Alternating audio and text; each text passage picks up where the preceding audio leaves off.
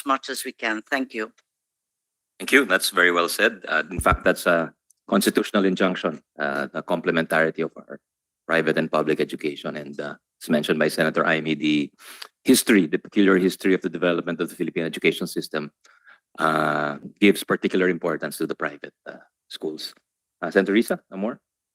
Yeah, thank you. So, okay. We're at the outset, perhaps it's important to state that before we actually amend or seek to amend the constitutional provision on ownership or management and control of higher education institutions, perhaps we should aim at greater precision in the language of the amendment, since some of those who read resolution number 6 interpreted it to mean that Congress would also be able to amend basic education. I think that's not the intention of the Senate President, Senator Regarde, and myself in filing resolution number 6 on the education provisions. The intention is to keep basic education in the hands of Filipinos, as Commissioner Gascon, the late Commissioner Gascon, who was also the Human Rights Chairperson and the youngest member of the Constitutional Commission, says in the records. Filipino schools have, and Filipino-owned institutions play a very important part in the instilling of values and the molding of Filipino youth. So I think we want to maintain that societal or public goal, and we're looking at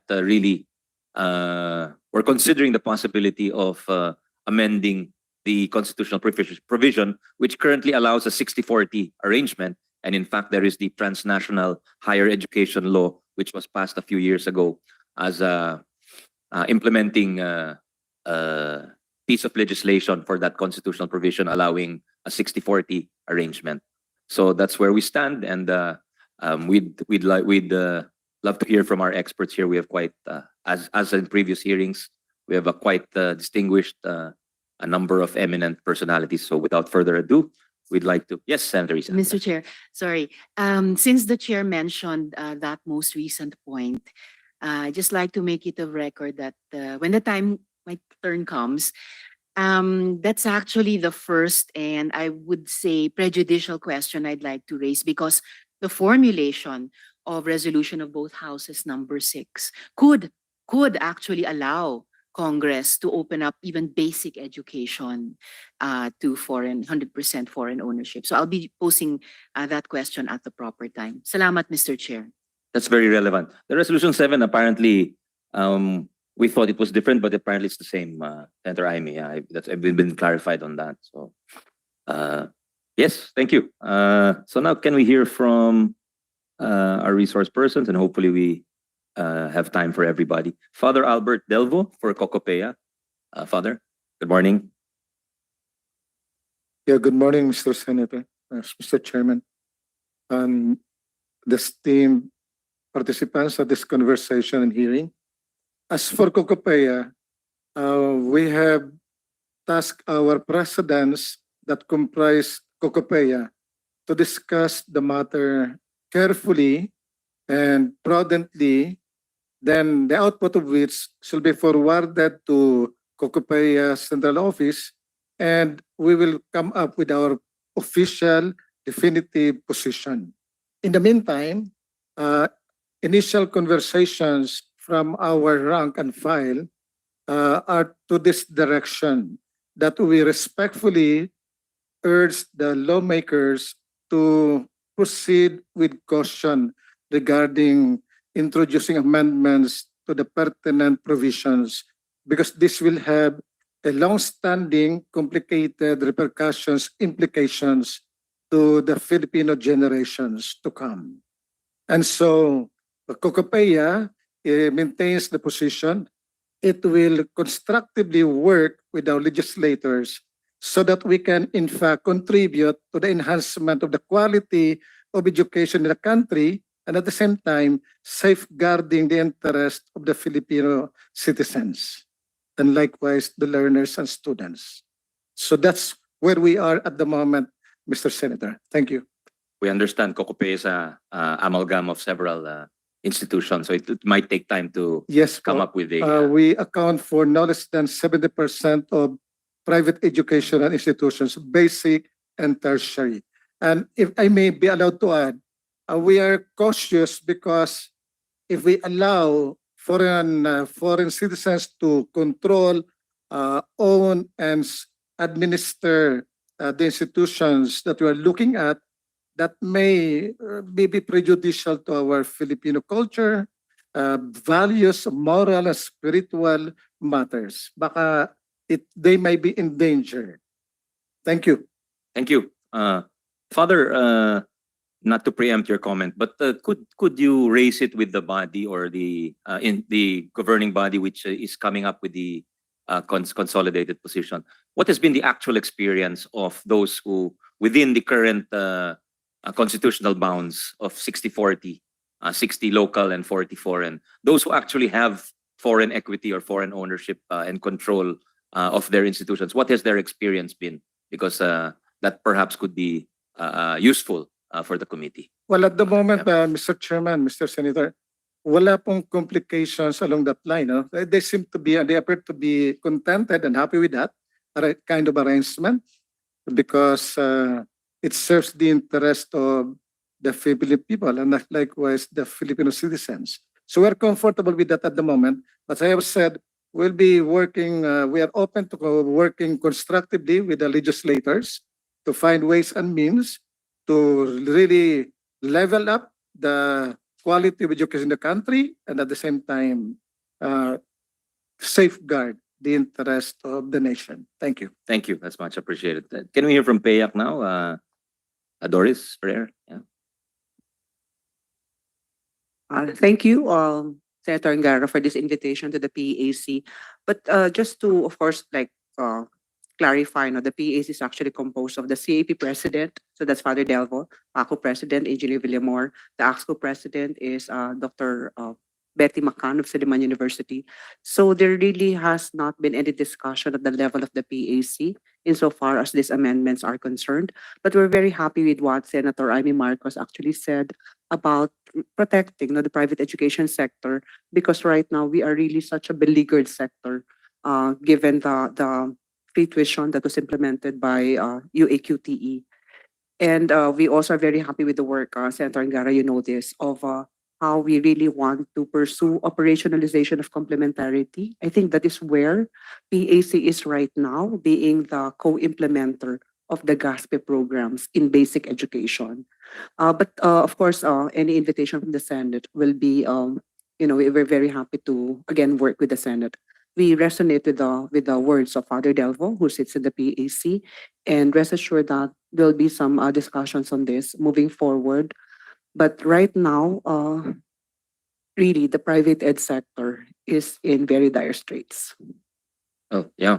I think that started even with K-12, not just with UACTEA, no? Because there was a migration from during K-12, and you had 2 years where there was no enrollment in the private sector. So now we'll hear from PACO Legal Counsel, Attorney Calaguas. Attorney, good morning. Good morning, Mr. Chair and esteemed senators. For PACO, of course, we are one with the COCOPEA and PAYAC in urging our lawmakers to exercise prudence and foresight in their deliberations with regard to this matter. And we thank you for your kind invitation to this forum. As a preliminary, we have observed that some of the amendments may run counter to the other provisions in the Constitution. And we just wanted to point that out, that the Constitution emphasizes fostering patriotism and nationalism. We, of course, acknowledge that these are non-material values and they don't traditionally appear in spreadsheets, but we hope that we are not losing sight of their significance when we engage in such discussions. For PACO, we support the goal of equipping Filipinos with the best training to become globally competitive citizens in the global world. We are supportive and we are glad that there are initiatives such as the Transnational Higher Education and the U.S.-Philippine Partnership for Skills, Innovation, and Lifelong Learning program that further this goal. We also support the recommendations of EDCOM 2, which are outlined in their Year 1 report. And we are aware that government has scarce resources, and we hope that the recommendations of EDCOM 2 are acted upon and included in all of this in discussions crafting policies that affect the education sector in this country. Again, we thank you for the invitation, and we look forward to hearing about the from our experts today. Thank you. Attorney. From EDCOM, can we hear from Director Yi? Yes, Hi, Director. Mr. Chair. Good morning, and to Morning. our senators Long and to time our no see. other resource persons. I believe we have a deck that will be presented. As you know, Mr. Chair, we have not yet taken this up with the other commissioners, and so this is not necessarily an EDCOM position, but internationalization is part of our priorities for year 2. Yes, yes. We started 12 out of the 28 for year 1, for which we have published a report on. But year 2, we will really discuss internationalization, particularly in higher ed. What we've done so far to prepare for this discussion is really to do a comparative analysis of existing policies, both in basic and higher education within ASEAN. And that is what we will present today, as well as considerations. So first slide, please.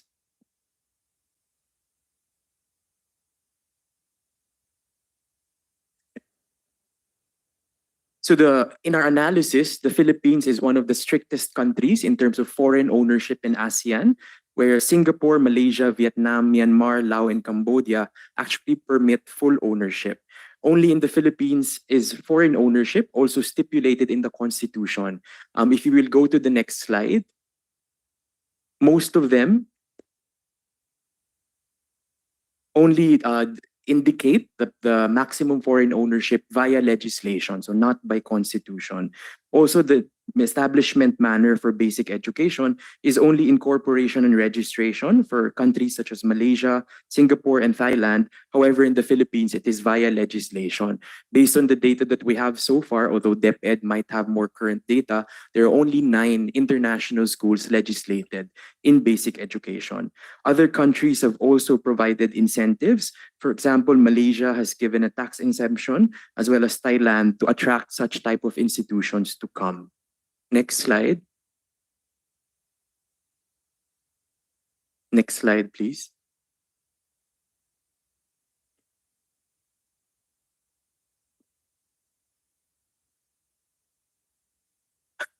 Our internet is slow, but let me read. Based on the Department Order number 88 series of 2010, or the revised Manual of Regulations for Private Schools in Basic Education, the establishment is done through legislation as subject to the condition that the school is established for foreign diplomatic personnel and their dependents, and for other foreign temporary residents, similar to what is allowed in Singapore. In terms of the student body, it shall comprise no more than 33% as set by DepEd. Next slide. And then for school administration, it actually allows control and administration of aliens who have the necessary visa from the Bureau of Immigration and DOLE, which is distinct when it comes to higher ed. To the point of Senator Angara, we'll go to the next slide, focusing on higher education.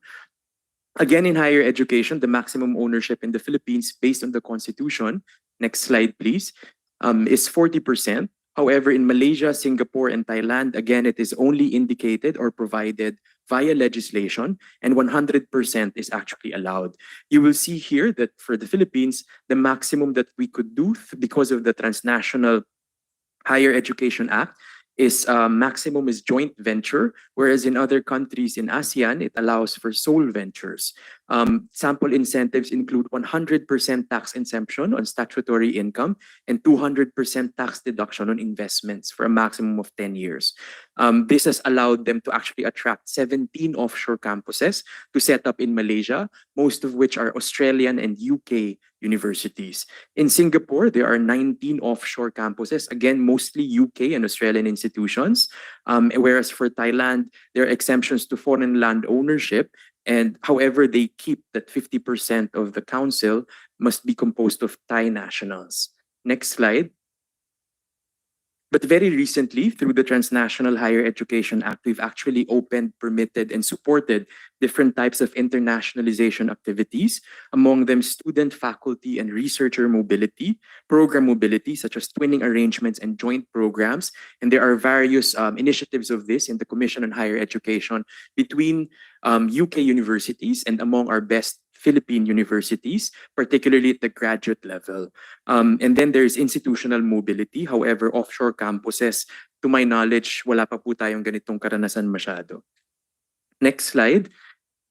In the MORFE, or the Manual of Regulations of Private Higher Education of 2008, it says there explicitly that foreign institutions may operate any degree program directly or indirectly in the Philippines, but no higher education shall be established exclusively for aliens, and no group of aliens shall comprise more than 1/3 of the enrollment. It also says that whatever is in the MORFE that is applied to private higher education institutions shall be applied also to foreign higher education institutions. Next slide. Our legal unit, led by Attorney Estrada, collated some of the possible challenges when it comes to regulatory restrictions that might be imposed on foreign institutions. So hypothetically, if an institution like Harvard comes to the Philippines, we will need to discuss issues such as governance, operations, and curriculum. For governance, control and administration of HEIs shall be vested in Filipino citizens.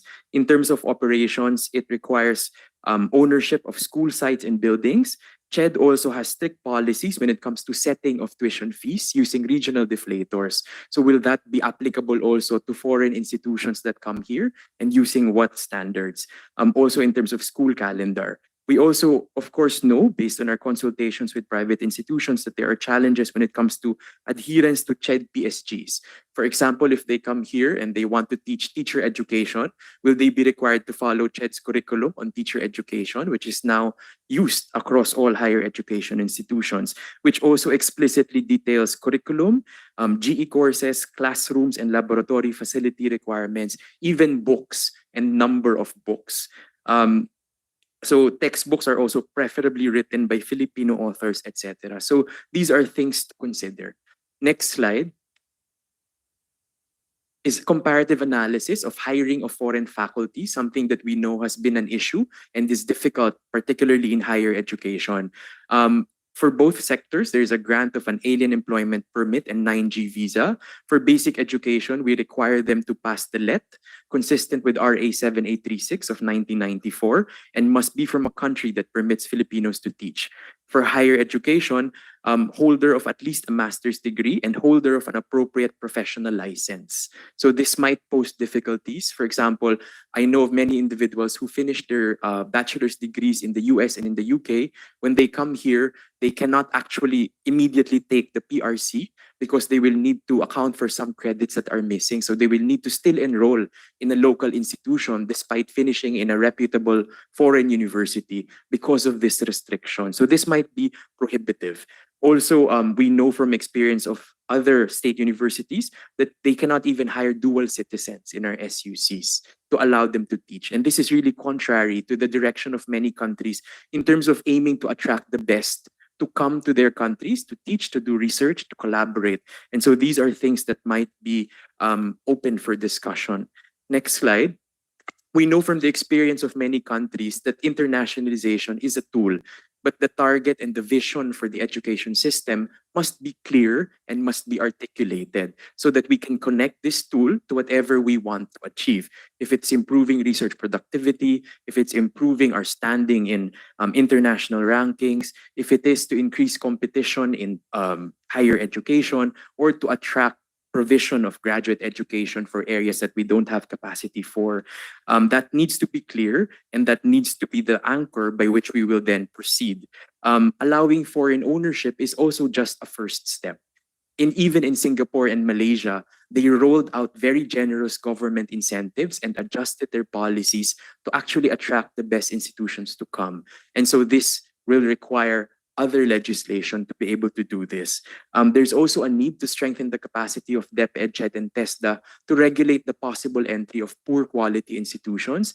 And also, as we've seen in the examples in ASEAN, research is actually fueled by industry that is able to use the research. So as an ecosystem, you cannot have a well-performing institution doing research and it will not be sustained if there is no industry that uses that research and partners with the university. So we need to create that ecosystem for this to actually work. And so allowing foreign ownership is a first step. We also need to maybe make use of this opportunity to review government regulations in a way that enables quality institutions to thrive. So challenges of overregulation and complementarity might be two things that we can also have as we proceed in our discussion on internationalization specific to higher education. Thank you, Mr. Chair. Thank you. It's a very good presentation. Thank you, KM. The President of the United TVET of the Philippines Incorporated and Technical Education Skills Development Authority Representative, Father Onofre Inocencio. Good morning, Father. Are you ready to give your position, sir? Father, go ahead, sir.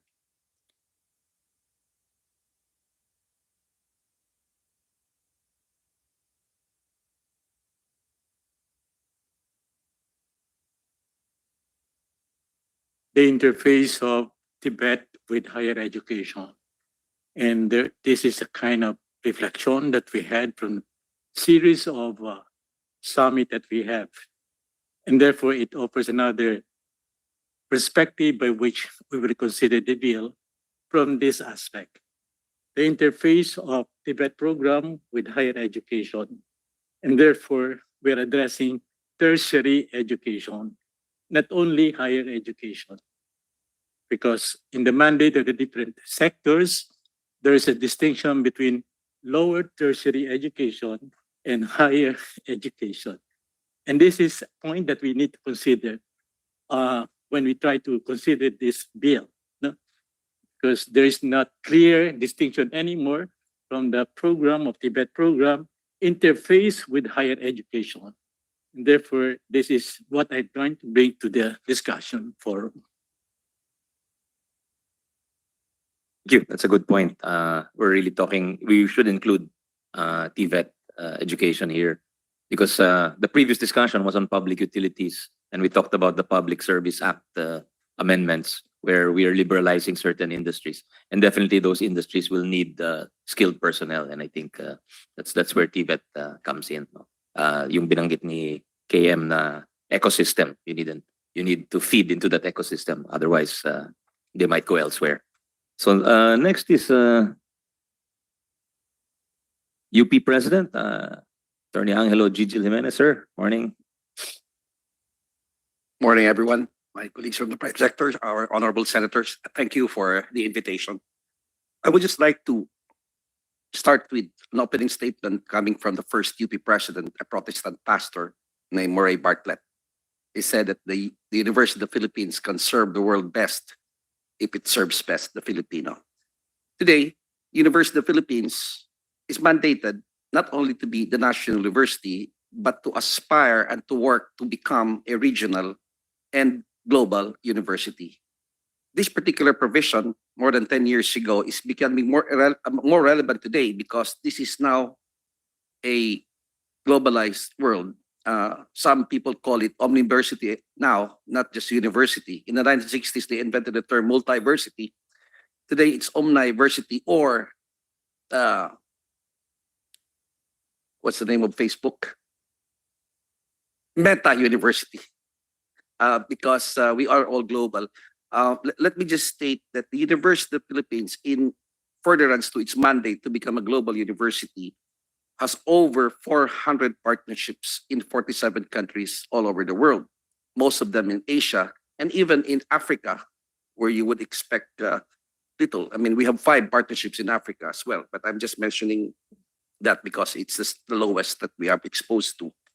And one of the most perhaps notable aspect is that we even host the International Rice Research Institute, and we are going to renegotiate because it's about expiring now. And this has provided so many of the advanced researches and made it accessible to our rice scientists at UP Los Baños. The other thing is that even the University of Nagoya has a satellite campus in the University of the Philippines, and the University of Nagoya has produced 6 Nobel Prize winners. And just last month, I went to the Universidad de Malaga in Andalusia to open up an office of the University of the Philippines there. I intend to share it with the rest of the educational institutions in the Philippines as our listening post for many of the opportunities for higher education, including funding, especially the Erasmus Mundo funding. We opened it last month. So for us, this is our trust. And let me go down to the basic particular proposal that was provided to us. Instinctively, I have to think like a lawyer, but and I asked the College of Law to make me this particular a little bit of a briefing on the issue. But again, to preface the second part of my statement is that we believe that the issue today of foreign ownership is a matter not of constitution or law, but basically a matter of policy. Our position is that the wording of the Constitution provides for an expansive enough zone of construction that we might not need to actually even touch its provision as it stands today. However, it may be clarified. Let me just point out that in your aforementioned quotation of Commissioner Gascon in the 1987 records of the Constitutional Convention, even in basic education, they were not talking of disallowing foreign ownership. They were debating about the level of foreign ownership. So there is no statement in the Constitution that abhors foreign participation in the educational system. It is our position, Your Honors, that the more important question is, what do we need from them, or what kind of foreign equity? The 6040 didn't come from the Constitution as far as higher education. It came from the 12th regular foreign investment negative list. On the higher education, transnational higher education law, there is a clarification that foreign teachers are not public officers. This could pave the way for hiring of foreign professors in our country, and especially in government schools, because they cannot get tenure as of now. Also, there is a clarification in the THEA, or the Transnational Higher Education Act, that control and supervision is vested in boards. And so this could still support the idea that even in tertiary education, that the most important thing is that there is still Filipino control. I think we have not given up on that, and I agree with Senator Angara that concerning the basic education, the idea of control is a little more sensitive than in higher education. Let me just end this by saying that talent today knows no nationality. Many countries are recruiting the best talents all over the world to further their own national interest, own nationality. Let me just also tell you a development in the foreign field of education that is directly related to the University of the Philippines. Today, I am getting a lot of suggestions and even invitations from foreign schools who have mature technology that they felt that we might be interested, particularly in science and technology, because many schools in the West and in the advanced countries in Asia, and I particularly had this conversation in Taiwan just recently, they no longer have students for their graduate schools. And they wanted us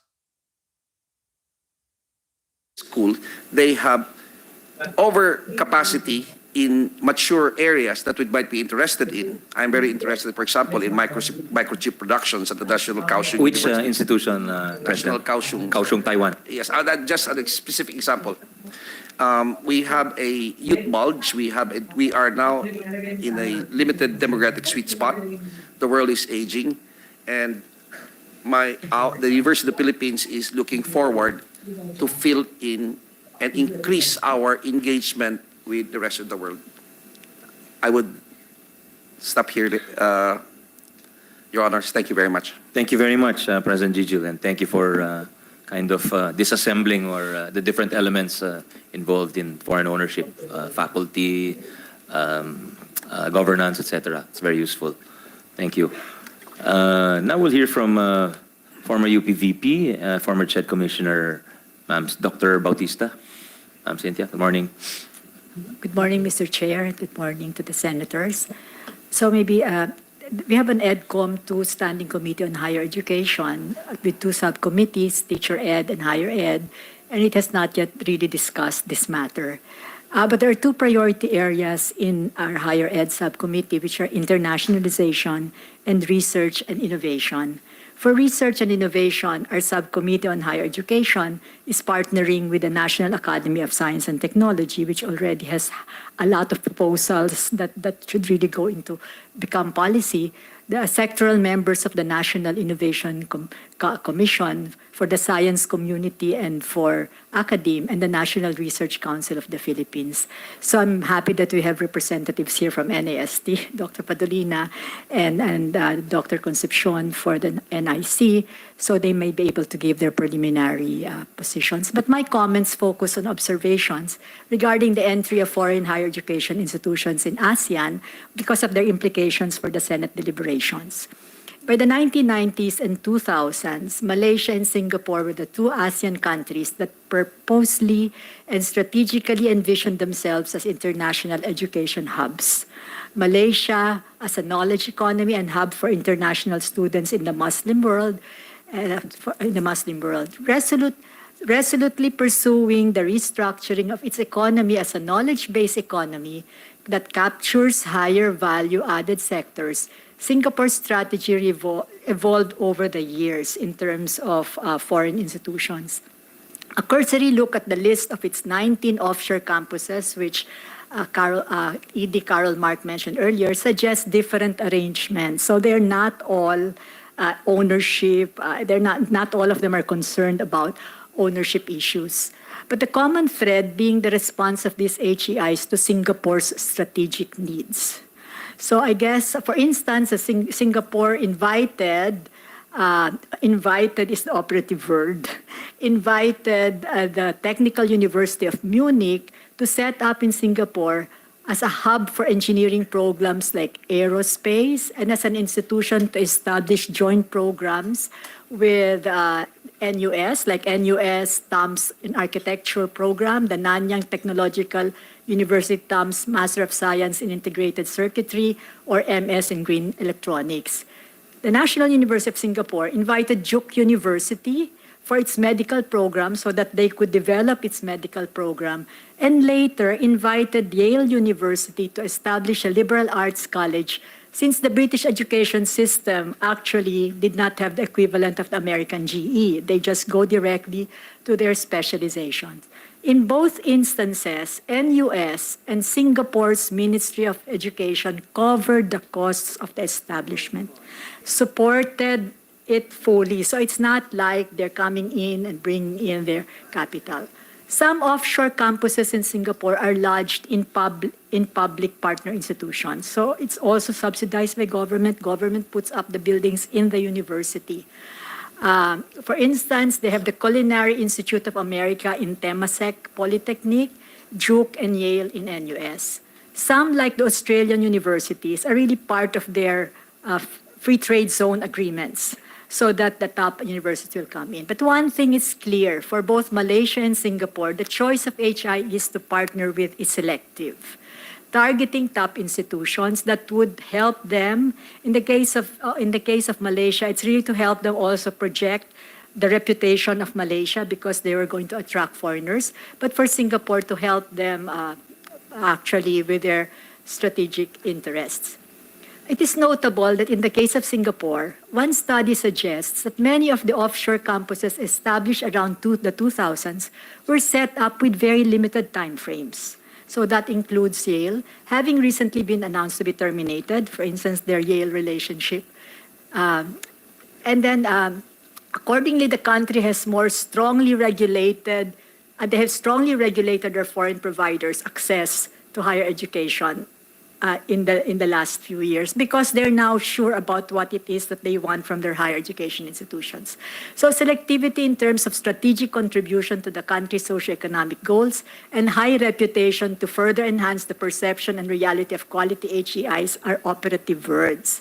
As ASEAN's de facto education hubs at this juncture, top foreign universities are attracted to establish offshore campuses in Malaysia and Singapore because of a favorable education and business environment, like incentives, the ease of doing business, and the existence of a Singaporean and ASEAN market for students.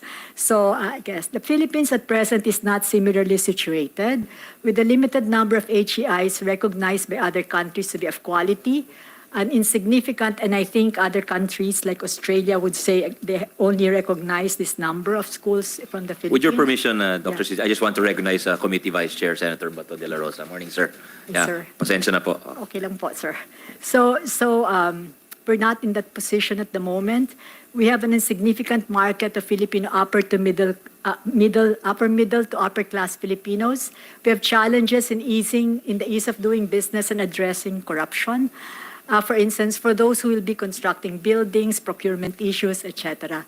The small number of foreign students, and not because of the 30% cap, we really have a small number of foreign students coming here. Well, What's the 30% cap again? Could you refresh sorry, us? so the maximum number of foreign students that you can take in. Regardless of that, we really have a few of them. The seeming reluctance of the Philippine government to invest in strategic partnerships and nuanced policies like the prohibition on hiring dual citizens that ED Mark mentioned earlier are in disincentives for reputable universities. So it's against this backdrop, Mr. Chair, joint ventures, partnerships in the form of dual degrees, research and innovation programs have been attractive to reputable institutions. I think the President Gigi already mentioned some of our dual degree programs. There are different universities with partnerships with reputable British universities. The closest we ever had to government investment in a partnership with a top university system that cited the NUS Duke partnership in its justification is the PICARI, the Philippine California Advanced Research Institute, which faced numerous challenges from beginning to end. So I think Dr. Padilla. We finished the cycle of PICARI? Because I remember when the turnover to the new administration, the previous administration, there was some resistance to it. So I don't remember kung natuloy ba yun. They finished There was the- 3 cycles. There were supposed to be 3 cycles, So I think. no? I think they finished the cycles, but they're calling it by another name now. It's called Lakas. Okay, so we have to learn from this. And if you have to open up to foreign HEI, we are open to foreign HEIs. If you have to open to outsource they must be addressing clear strategic goals. It's like Singapore needed to beef up its engineering, so they invited, I guess, that might be by invitation. To my mind, what we must guard against is opening up to lower tier HEIs, which is a possibility because we are not a market for the higher tier yet, or we're not a market for them. So the ones who will come are those who will be of lower quality. So we have to actually guard against that, which will further erode the reputation of the You're Philippines. saying it should be a race to the top, not a race to the bottom. huh? Because our reputation is not as good as we imagined in the 1970s. Our reputation for diploma mills is very high, and we do not want to erode that. So while safeguards may be put in place through legislation and executive orders, I guess we also have to be careful, to be mindful of our implementation track record, a culture tolerant of circumventions of regulations, lack of capacity of regulatory bodies to regulate substandard HEIs, even among the Philippine HEIs. They are among the considerations. Also, the positive or adverse impact on the private education crisis must also be part of the considerations. Thank you. Thank you. Could you share maybe, because it's Ma'am Tati's also here, you were in the commission together when you started the PICARI. What are the learnings from that, pros and cons? You mentioned it should be more targeted. So maybe But wasn't that already targeted towards science, STEM, and research and innovation? it wasn't the target. Mr. Chair, if I may be allowed to share, because I was... Of course, sir. Yeah, Dr. Padilla, please go ahead. and the honorable senators, PICARI was a novel attempt to try to get some kind of shot in the arm with our R&D programs in the Philippine higher education institutions. It was focused on two areas: the health innovation and translational medicine, and information infrastructure. And through the good connections of Mr. Dado Banatao, we were able to connect with University of California, Berkeley, a very highly ranked institution. We did learn a lot of lessons. The first one was really on the matter of negotiating and dealing with American universities. And if we want to deal with other universities in other parts of the world, we will also have to learn their administrative cultures. But we also found some practices that we would probably be able to adopt in order to enhance our research environment. But of course, our relationships with them were very much affected by the pace that we could adopt, because they work faster because their system is more mature. And so there were some delays. I could not attribute all of them to procurement, but there were some institutional policies, internal, that needed to be tweaked in order to keep pace with the kind of activity that we had at the other side of the Pacific.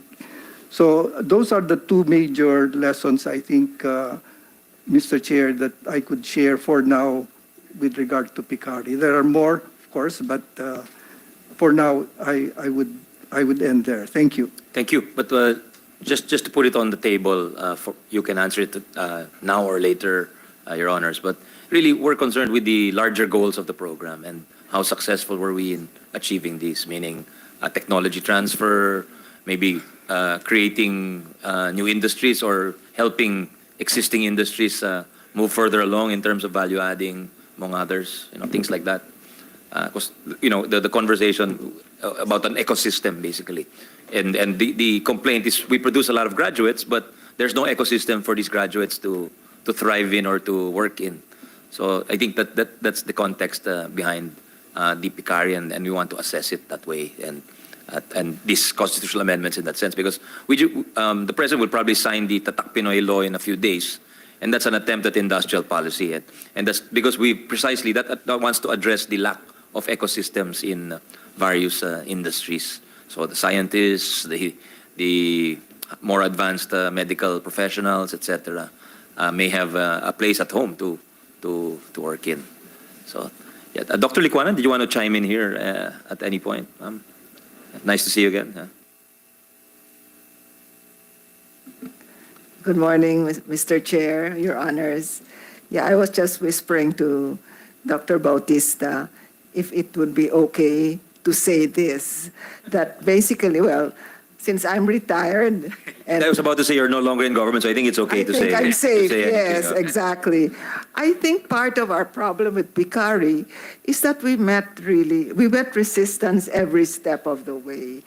We weren't even facing our international counterparts yet. But here, and right here in these hallowed halls of the Senate, there were so many skeptics that were saying, what, can you eat research? What's it for? So basically, we have to look at that too. The ecosystem requires also support from the very top, the policymakers, and that was not enthusiastic, I must say. Sorry, thank you. I remember that. I remember that because the budget debate was torturous. There were some years where I sponsored that budget, the higher education. I was still a vice chair and not yet the chairperson, so I remember that very well. And of course, some things were lost when the change of leadership.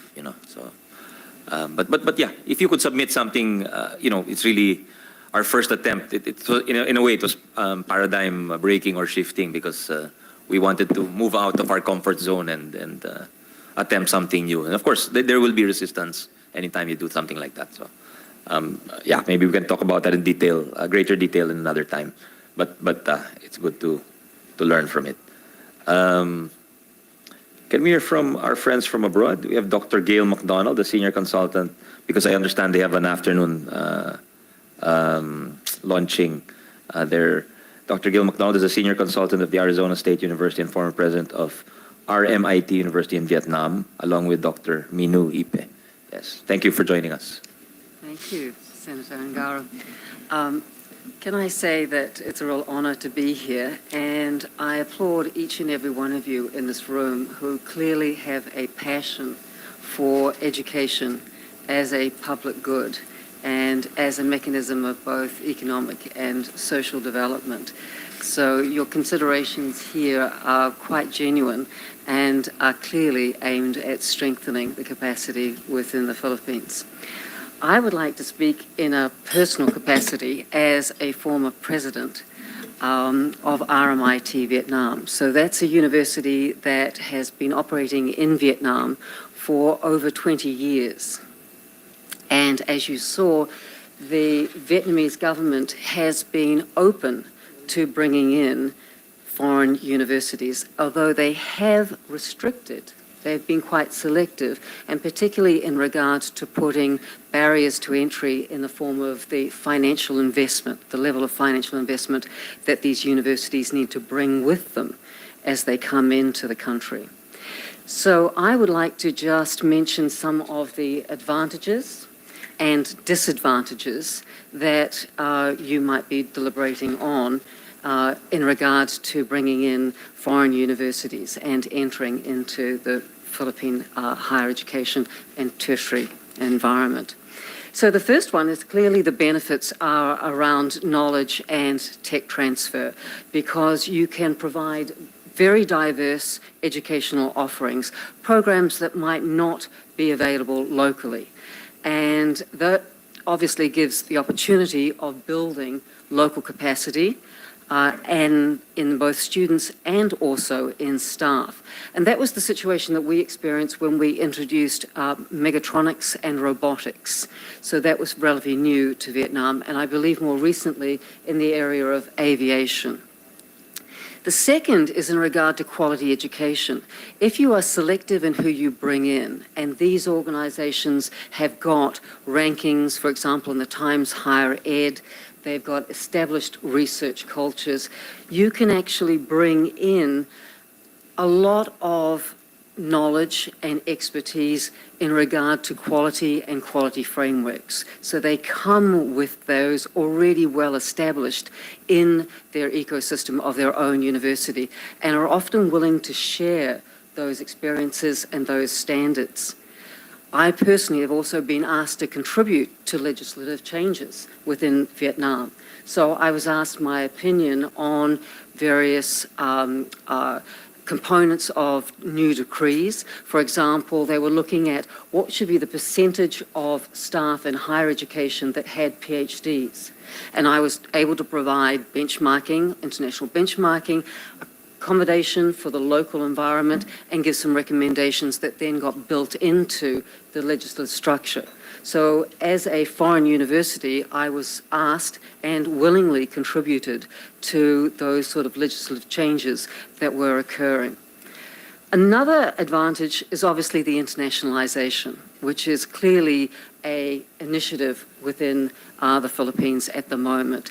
So it does open up a two-way corridor between universities and their networks outside of the Philippines, and then opening up to opportunities within the Philippines.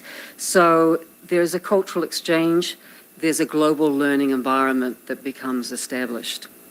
Another advantage is clearly the economic impact. When you establish a new university, you establish jobs, you attract students, you contribute to the local economy, you pay taxes, unless you get some tax incentives, which would always be quite favourable, and you can also encourage innovation and entrepreneurship. So there is an economic multiplier that clearly is in existence when you bring in a foreign university. There's also greater opportunity of employability. Because what you often have is students doing what's called a 2+1.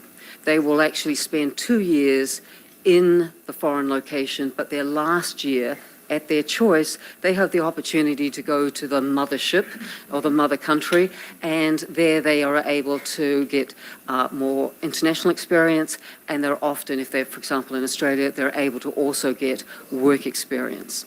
So there is an opportunity of increasing their employability. And you've also got networks that extend out into the industry partners. So for those universities that come into a new environment, they bring with them their own industry partnerships, which are already well established. Now, I should mention the disadvantages. In all honesty, there are some disadvantages. One is that you often get brain drain, as students that go overseas don't necessarily come back. So that is a very genuine concern where talent can go abroad and you can lose it.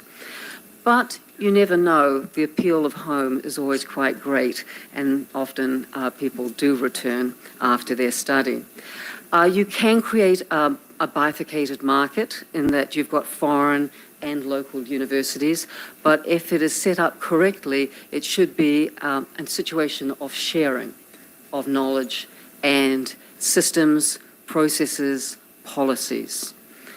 There is another potential concern, and that is that you can end up with the university working under two regulatory environments. So, for example, I had MOAT, the Ministry of Education and Training in Vietnam, and all the regulations that went with that, and I also had TESCA in Australia as another quality assurance and regulatory body. So they were quite different quality frameworks, and I had to work with both of them. But often there is a spillover effect as one learns from the other, and so that is a positive outcome. I think that there's been concerns about cultural dominance, but when you have a strong culture, it's really more of a sharing of cultural experiences rather than cultural dominance. And the norms and values are always very strong in an Indigenous context and are very hard to overcome. And in fact, often foreign universities go out of their way to embrace local traditions and norms and values as being part of a good corporate citizen. So I think that the question that you're probably deliberating at the moment is on a continuum. Do you look at building local capacity and enhancing existing organisations? Do you go to the other extent, opening up quite generously for foreign entities to come in? Or do you sit in the middle and perhaps selectively pursue organisations of quality that have perhaps had past experience in entering into a foreign market and actually have assets, educational knowledge and research assets, which could be of value to the country? So I look forward to watching your deliberations. Thank you. Thank you. That's very useful, Dr. McDonald. Dr. Padolina, are you finished, or did you want to add to what you said earlier, sir? Yeah. Thank you, Mr. Chair and honorable senators. The views that I will express are limited by my own and do not necessarily reflect the position of the National Academy of Science and Technology. The knowledge economy is sustained by a workforce that has two overarching attributes, namely the ability and knowledge to produce in a sustainable manner globally competitive next generation high-valued technologies, products, and services. Let me repeat, globally competitive next generation high-valued technologies, products, and services. The second attribute would be fostering social and economic resilience by discovering and creating adjustments to minimize, if not avoid, the negative impacts of disruptive events, natural or man-made, especially on the effects of climate change and the disruptive technologies.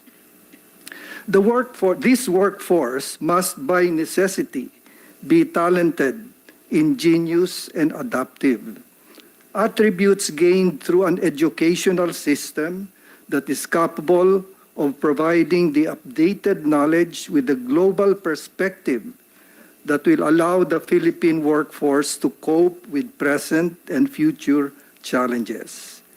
The intensified global movement of the knowledge base, the students, professors, instructors, academic programs, educational providers, in the form of collaborative arrangements, campus branches, franchises, and joint degree programs, has motivated several countries in our region to be the premier educational hub in Asia. Some ventured to prepare for that role even in the early 90s and have reached some significant milestones, while a few have realized the importance of an accelerated approach to improve the skills of their workforce before they become victims of the fast-changing global economy. It remains to be seen whether the Philippines will be successful in establishing a niche in the international knowledge enterprise. I understand EDCOM 2 is in the process of identifying the challenges that we face to reform our educational enterprise, requiring nothing less than a systems approach to effect changes at all levels, from K to 12, the undergraduate and graduate degree programs, and the vocational technical programs. In the light of all these imperatives to cope with the challenges to reform the Philippine educational enterprise, I favor, in principle, the entry of only of reputable foreign-owned educational institutions, subject to a well-defined terms of reference, including the conduct of R&D between domestic and international educational institutions. We can leverage our demographic profile and those of other countries in the region, our proficiency with the English language, and the high value that we place on education. Subject to a rigorous, no-nonsense review of the impact of transnational education in several countries in their quest towards a knowledge economy, the following advantages may be cited. Greatly accelerate our efforts to update our educational system to global standards and enhance the academic quality of our higher education institutions. Open opportunities to improve the match of knowledge and skills. Expand the coverage and improve the quality of our R&D by making expertise and state-of-the-art facilities available in the country. And lastly, support talent retention in the Philippines by supporting a conducive research and teaching environment. Our current talent deficit is retarding our progress. These are just the major advantages for the Philippines to achieve a critical mass of talented, ingenious, and adaptive workforce. May I reiterate my support in principle for the amendment, knowing fully well that the entry of foreign-owned educational institutions is a complex undertaking and is not without its risks and unintended consequences, especially in the viability of their operations and the impact of their presence vis-a-vis our local, private, and public HEIs. Thus, we need to be guided by the experience of other countries in order to gain confidence that we can learn to manage this important undertaking and fulfill the establishment of the knowledge economy in the shortest possible time.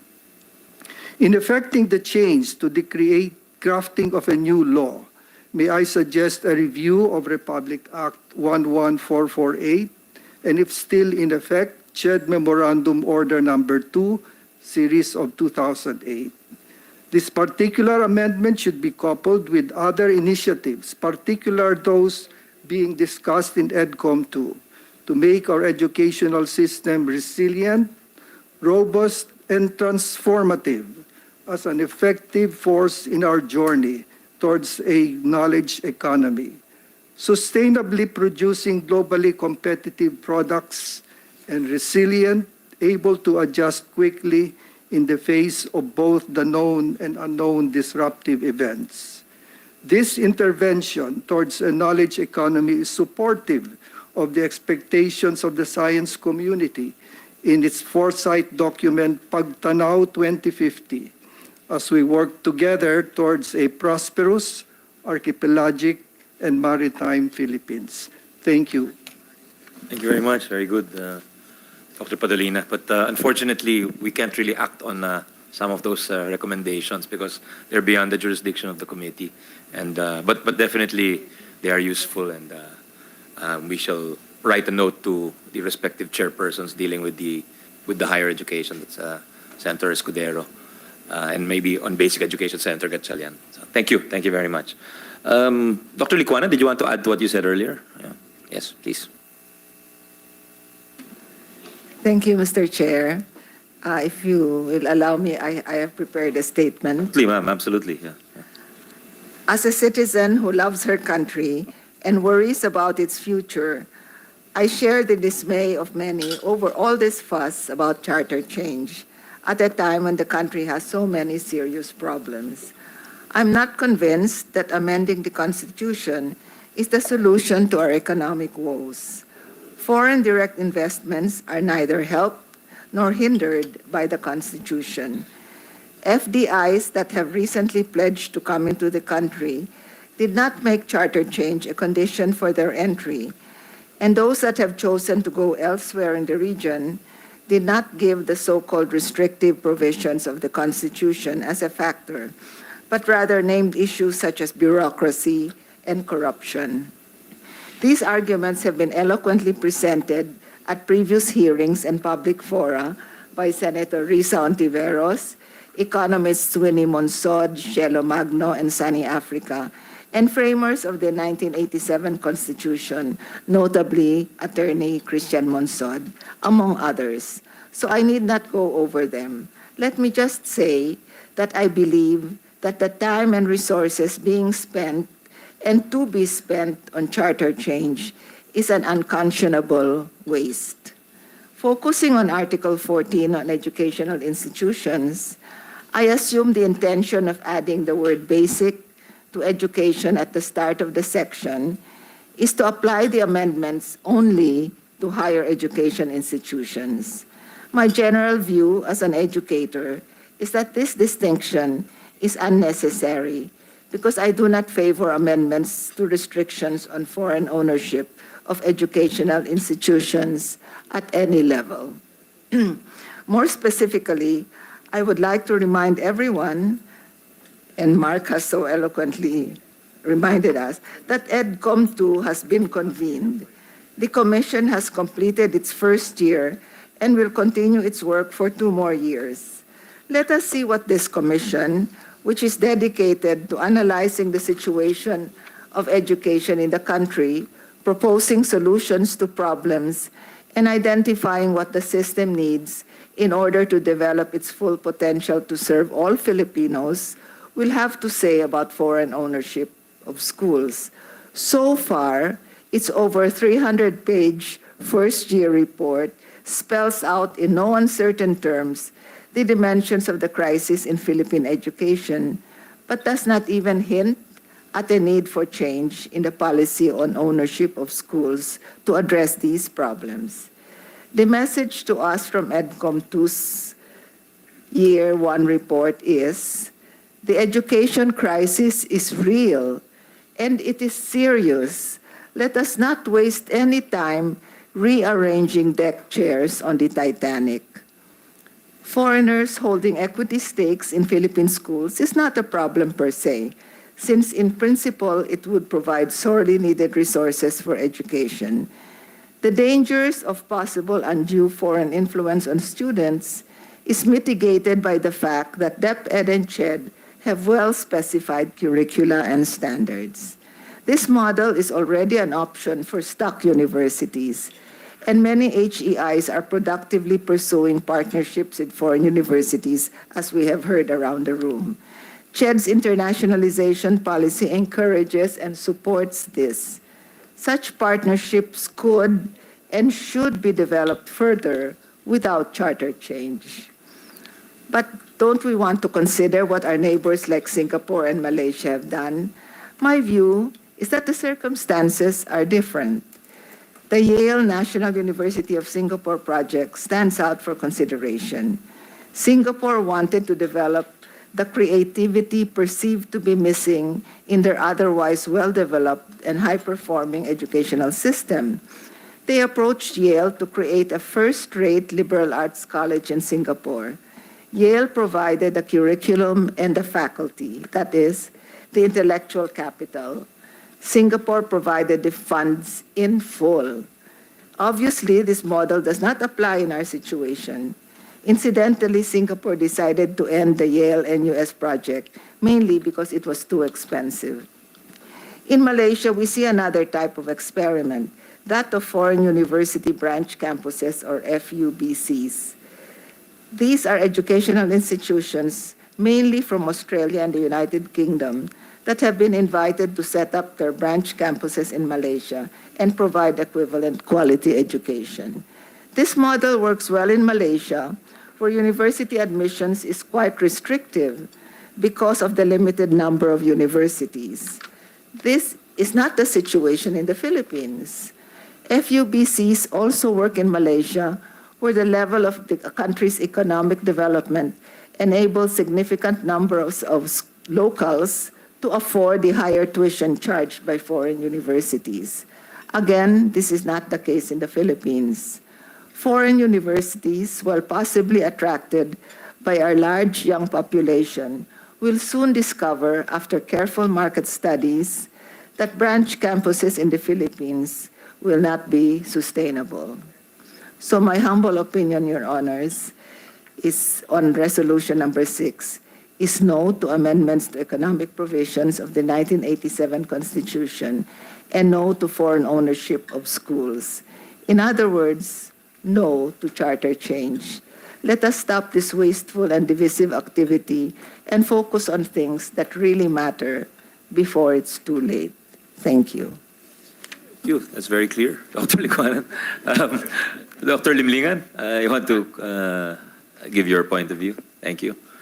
Maybe just to clarify the premise of the hearings, no, it's not presenting charter change as a cure-all, meaning it's not saying it's the #1 requirement of foreign investors.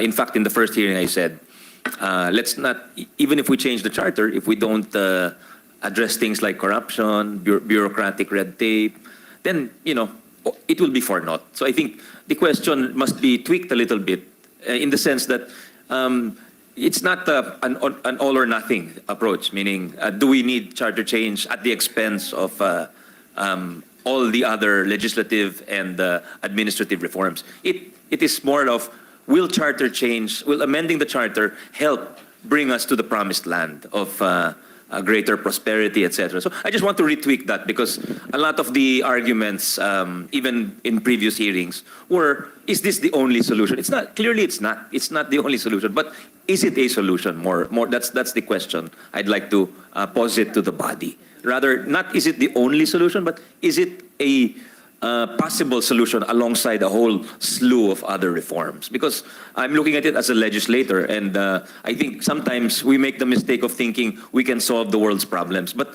we can only do legislation at the end of the day. You know, we cannot do administrative reforms. We're not an anti-corruption body. We can do oversight, but there are limitations. So that's why I think constitutional reform should be viewed through that lens. Is it, will it contribute to the reform effort? Not, is it the only solution? Yun lang po. Dr. Limlingan, yeah? Are you, if you're ready now? Yeah, thank you, Mr. Chairman. When it comes to education, the first and foremost consideration should be the interests of the student. In fact, in our school, we have a motto which says, ang estudyante ay ang ating among tunay. Because it is the reason why we exist. It's really for the students. Now, with respect to looking after the interest of the student, there are two views, no? One is Dr. Milton Friedman, a famous economist who argued that students should be treated as consumers, free to choose the education they want from any accredited educational institution. On the other hand, Henry Ford once famously said that Ford car buyers can choose any color they want so long as it is black. This seems to be the policy of our public education because we have the same curriculum and the same textbook all over, no? So we would argue for giving students a choice, but giving students a choice become academic unless they have a variety of educational systems to choose from. This is done in the private schools, but unfortunately not in public schools. For example, as a parent, I could choose to send my child to a traditional grade school or to Montessori school. But with the public schools, I have no choice. As I said, my only choice of color is black. No. This is not the case with other educational systems in the world. In the United States, public schools are operated by school boards, which are part of the local government. Under this decentralized system, school boards provide a vast ranges of choice for students. First, there is the traditional public school. Secondly, there are government subsidies such as school vouchers, so students can study for free in different kinds of private schools. Lastly, there are charter schools, public schools managed by the private sector based on a charter of educational system jointly agreed upon by the public and the private. Note that school vouchers are a critical factor in giving students a meaningful choice. If a poor student has to choose between a free public school and a for-pay private school, there really is no choice. As one private school president noted warily, it is hard to compete with free. It is in this light that we take the position that we should allow non-Filipino entities to operate in the Philippines. We understand that this provision has been placed due to national security considerations. If so, other safeguards can be placed by both our educational institution and national securities to take this place of this prohibition. For allowing non-Filipino educational entities to operate in the Philippines mean more choices and opportunities for our students. We will note that the National Education Policy 2020 of India promises higher educational reform in many areas, and internationalization is prominent among them.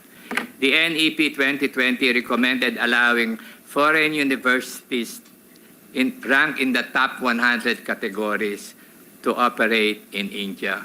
Therefore, it is for this reason, thinking of the interests of the student, that we are for allowing more choices for the student in terms of allowing them to come to non-Filipino entities to come in and operate in the Philippines. Thank you, Mr. Chairman. Thank you for the examples as well, Dr. Limlingan. Can we hear from Philippine Association of Private Schools, Colleges, and Universities, Dr. Antonio Del Carmen, who's online, I believe. Dr. Del Carmen, can you hear us, sir? Yes, good morning. Yes, from Good morning. Top School. Yeah. Morning, sir. Please go ahead. Well, in behalf of POPSCO, we also would like to manifest our position because many of our schools are mainly located in the provinces. These are small, medium-sized colleges and schools in the provinces. And we have this fear or that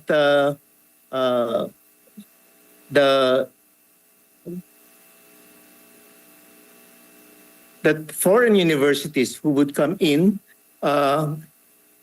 might influence not only the content or of our academic institutions, mostly the small ones, but also economically influence the choices of our students and reduce the viability and feasibility of these small schools. No?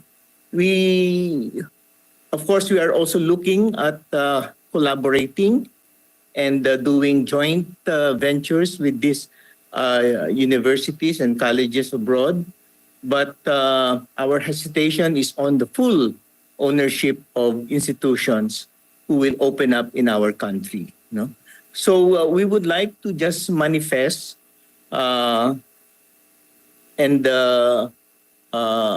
share the interest of our small colleges and universities, mostly in the provinces. And while we are open to doing collaborative work, especially in research and advancing the use of technology in our schools, no? We also would like to ensure that our small colleges, especially those who are family-owned, no, can continue to thrive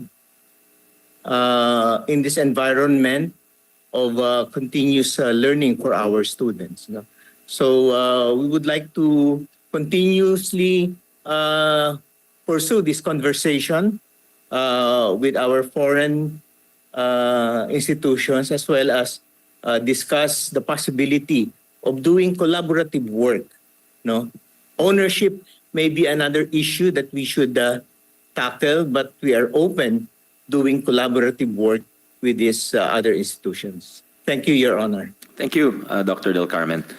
Can we hear from STI College? We have iAcademy COO Raquel Perez. Morning. Morning. Morning. Thank you, Mr. Chair.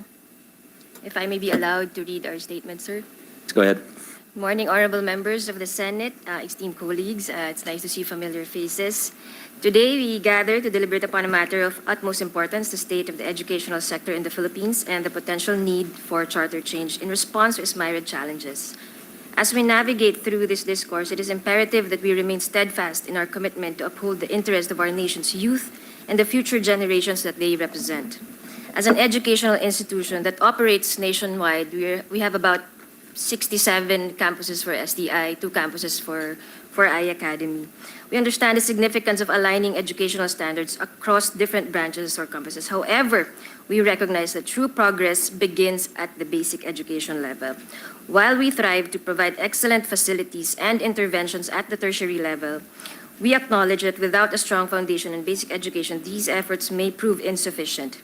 Before driving into our stance, I wish to underscore 2 significant concerns within basic education that demand our immediate attention.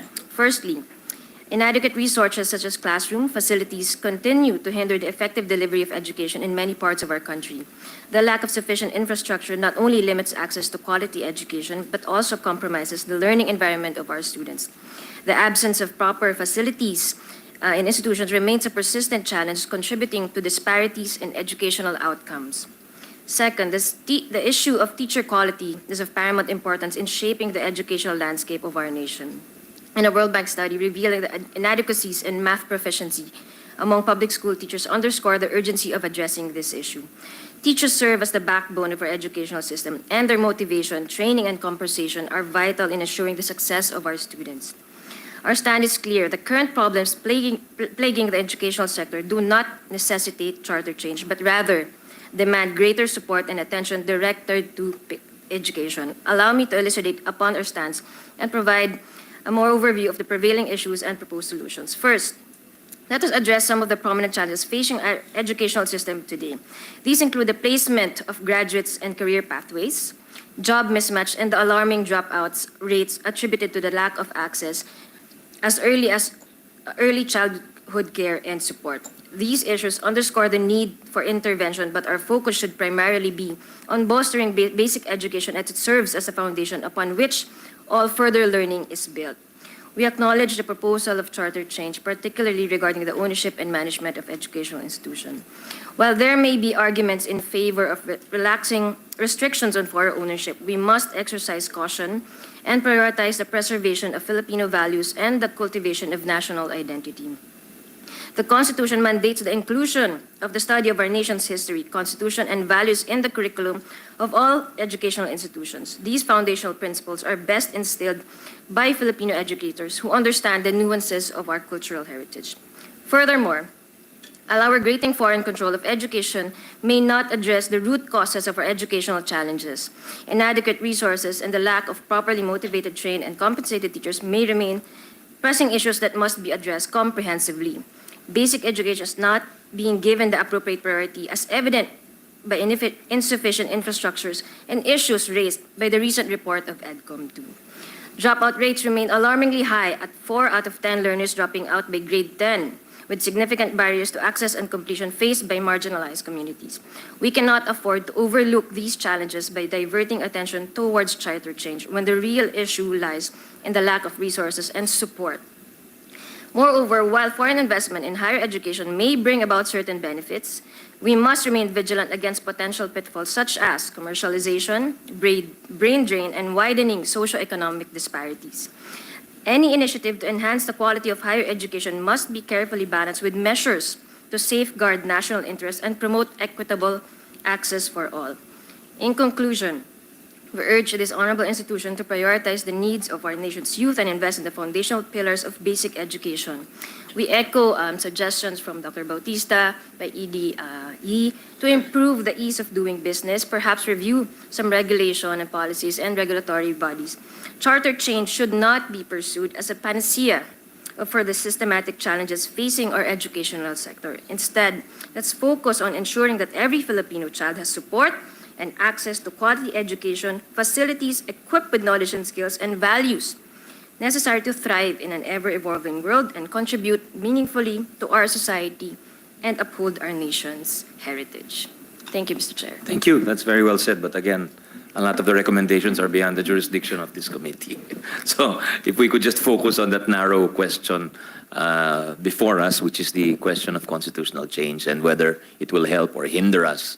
Or whether, I think one thing clear is from all the resource persons or from all the hearings, a recurrent theme is that we are the only ones who have these restrictions in our constitution. And a theme that emerged today so far, an emerging theme today, is the need for targeting, as mentioned by Dr. Padilla, Dr. Bautista, and other resource persons. So that, to me, seems to be an argument to take it out of the Constitution and place it in legislation. So to have greater precision and to be able to achieve our aims. Just an impression. Maybe our resource persons could, if they have any comments. Yep.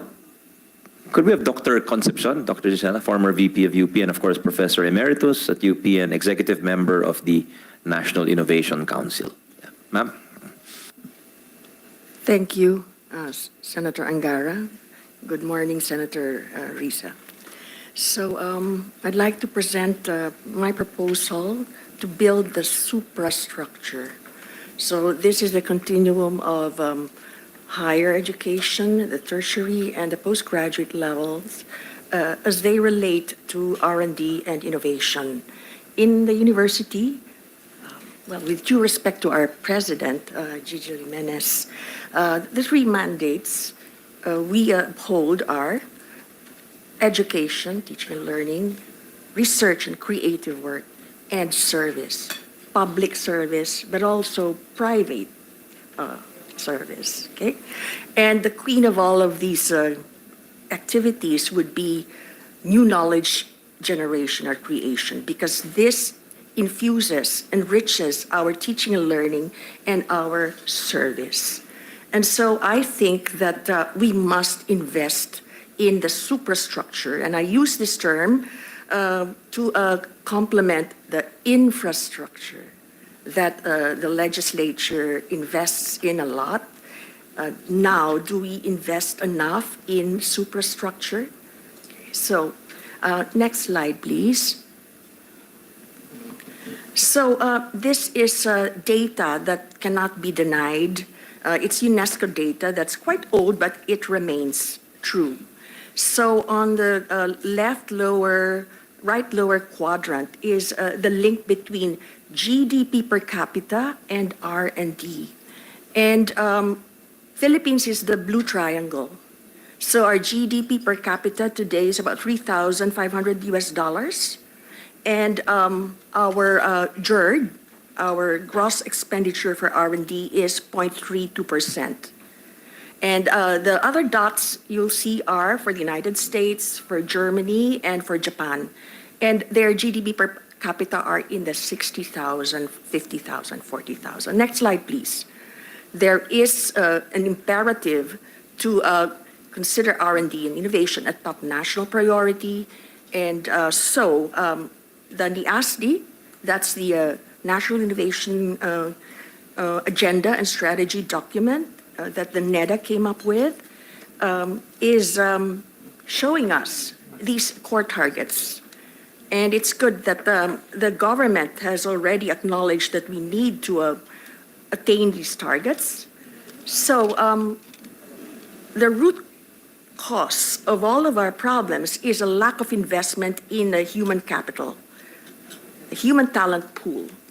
And right now, by the WIPO data, we only have 174 full-time equivalent researchers per million population.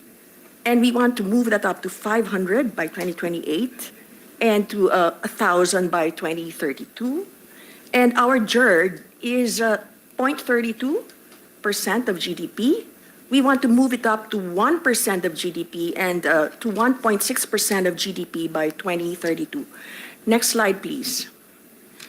Now, those core targets, if achieved, would allow us to also achieve the other core targets. And it's nice because this document shows us our knowledge and technology outputs and our creative outputs. And their data generated by, the GII. So this has been recognized by our government, by NEDA. Next slide, please. So now let's do the comparison. Again, the data is from the WIPO, and our information is in the blue column. And we are being compared and contrasted with Indonesia, Thailand, and Vietnam. And we're actually being benchmarked with Indonesia at the present by the ADB. But let us tell you what we have in the country, and there is great opportunity because we have graduates in science and engineering of 22.8% of total graduates, and I'm trying to get that number of total graduates from the CHED. But I just got this from the PSA. 1.1 million high school graduates go into the academic track, and 500,000 go to the tech voc track, and we don't know what the graduation rate is. We know there is not 100% or even close to it. But if you go by these numbers, there are enough STEM graduates that we could move or channel into the postgraduate level, which would be required for independent research and innovation. So in UP, we are trying to increase the number of PhDs among our faculty. So when I was VPAA of UP, I aimed to move it from 30% to 50% to reach Thailand's requirement of 70% for national universities and Malaysia's requirement for 90% for their national universities. Okay, but Sorry, just to clarify that requirement. yes, What are we requiring? Sorry. PhD level Number of faculty PhDs from state universities, from national universities, public for a universities. national university to be Just the identified as main national. university. Yeah. In Thailand, at least 70% PhD 70, faculty. 70. And Malaysia, 90%. By now, there's 100%. Okay? And, It's a little challenging, President Gigi. po, kaya po yun yung ano ngayon banner ano ni Presidente, increase the number of PhDs in UP. Okay, so anyways, that's number of researchers. We are 174 researchers per million population, hindi po lahat yan PhD. Look at Thailand, they have 10 times our number, 1,790 per million population. Vietnam has 4 times our number, Madam McDonald, 4 times. Indonesia has about double ours, okay? And then for our GERD, well, Indonesia is the same level, but it's got a huge GDP. Of course, their population is also bigger, but we're, catching up like 115 and they're 200. And then look at Thailand invests 1.1% and Vietnam invests 0.5%. This data is probably not the most accurate. It's 2022. Next slide, please. So, what good is infrastructure without the suprastructure? So in my closing remarks at the NIASD launch last September, I, championed this goal to increase our experts to 500 in 2028 to 1,000 per million population in 2032, and to increase our GERD from 0.3% to 1% by 2028. And with a GDP of the Philippines in 2022 of about $400 billion, and it has grown larger in 2023, and we expect it to grow even more. Current GERD of 0.3% of GDP translates to USD $1.2 billion. How much more do we need to spend for GERD? $2.8 billion more. Now, what good is spending all that $2.8 billion if you do not have the PhD level experts who can make use of that money very well? Bottom line is, it's all about the people. It's all about talent, development, and retention. Next slide, please. So, we know that the government is championing digitalization, okay? And fintech, digitech, of course, space tech, and AI IT. Expertise. That's very important. But I said to our entrepreneurs, startups, venture capitalists, MSMEs, and future innovators among our youth, we wish to see you transform your ideas into reality. We hope many more will pursue and invest in higher value agri-tech, aquatech, biotech, food tech, health tech, energy tech, materials tech, climate tech, recycling tech, aside from those other virtual techs. And many enterprises engaged in social innovation be the prime movers of socio-economic transformation of communities through the growth of circular economies in rural areas of our country. So innovation is not just about utilization and commercialization for CROI. It's also about social return on innovation in our communities, in the regions. Next slide, please. So these are all guesstimates or estimates, but they're very, I think, revealing and very, very meaningful, at least to me. The GDP of the Philippines, as we said, is about 400 billion. At a population of 115 million, GDP per capita is 3,500, and that's searchable. We know that. Now, we were told that 35% of the Philippine GDP, or 140 billion, is contributed by 1.9 million MSMEs, which I consider to be our middle class. This translates to about $74,000 GDP per MSME. Okay, we know MSMEs, they can really be micro, small, or medium. Assuming an MSME spends 50% for employee wages and an MSME has 15 employees, these are all assumptions, each employee earns $2,500 a year, or $210, or 12,000 pesos a month. What about marginalized communities in the Philippines? They do not earn enough income Coconut farmers until today earn 5,000 a month. Farmers and fisher folk are the poorest communities in our country.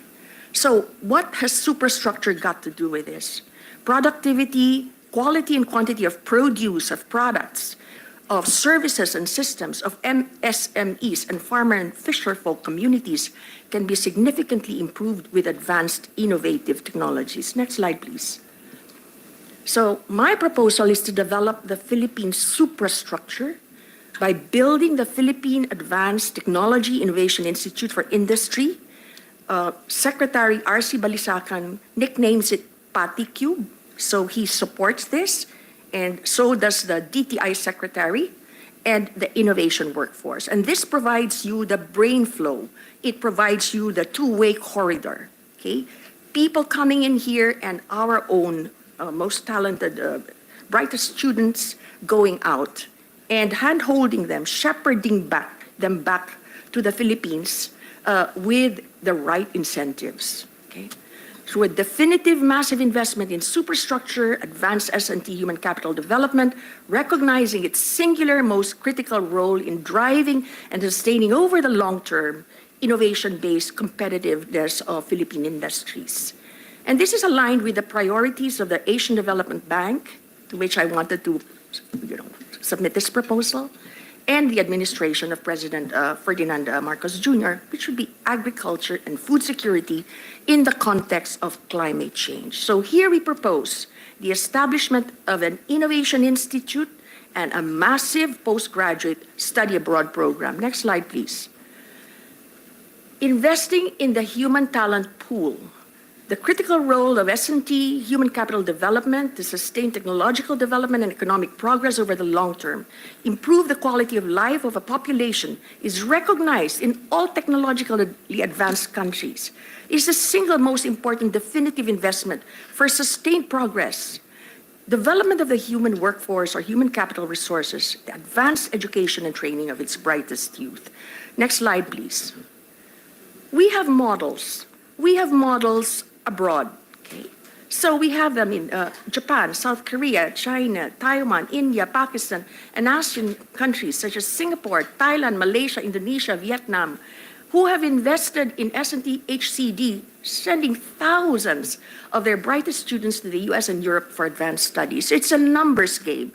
Taiwan sent 30,000 of their best and brightest decades ago. 3,000 came back, and they made all the difference in Taiwan, including Morris Chung of MIT and Stanford and Texas Instruments, who set up the Taiwan Semiconductor Company, TMS, largest provider of semicons in the world, the wafers. Okay. Challenge in the Philippines is to directly link the creation of S&T knowledge and innovation with utilization, commercialization, and economic prosperity. And for our model, we could do the Fraunhofer model of a public-private partnership for applied research in business innovation in Germany. The link between scientific research and entrepreneurial growth is very close and well-structured. So this is from the website. Every euro of public expenditure invested yields 3 to 4 euros in GDP. Oh, that's very tough, but it's being achieved. And postgraduate studies, theses and dissertations, and R&D programs can be modeled after those in the Humboldt universities and Max Planck research institutes in Germany, RIKEN in Japan, Academia Sinica in Taiwan, done in partnership with universities. I'll tell you at this time from my SWOT analysis what the threats are. So we do have bright grassroots talents in our country, in the University of the Philippines and other SUCs all over the country. They still speak English well. We have a very young population. So what is Germany, what are other countries doing? They are recruiting them. They are already recruiting them directly because these countries have very low populations. They have reduced populations now. So, you know, they're just trying to get our best and brightest. So what do we do to stem this threat that we're facing? Next slide, please. What are the antecedents in the Philippines? This one we have to recognize. Let's just accept it. You know, we did not do well. No massive investment of the Philippine government postgraduate studies abroad of its best and brightest from the 1960s and through the decades. Nothing, none. Instead, reliance on relatively few foreign scholarships, Rockefeller, Ford Foundation, Fulbright, World Bank, East-West scholarships. Significant number of these PhD graduates in the 70s and 80s did not come home for good. There was nothing to come home for. So it's really chicken egg. The government did not handhold, did not provide the opportunities here.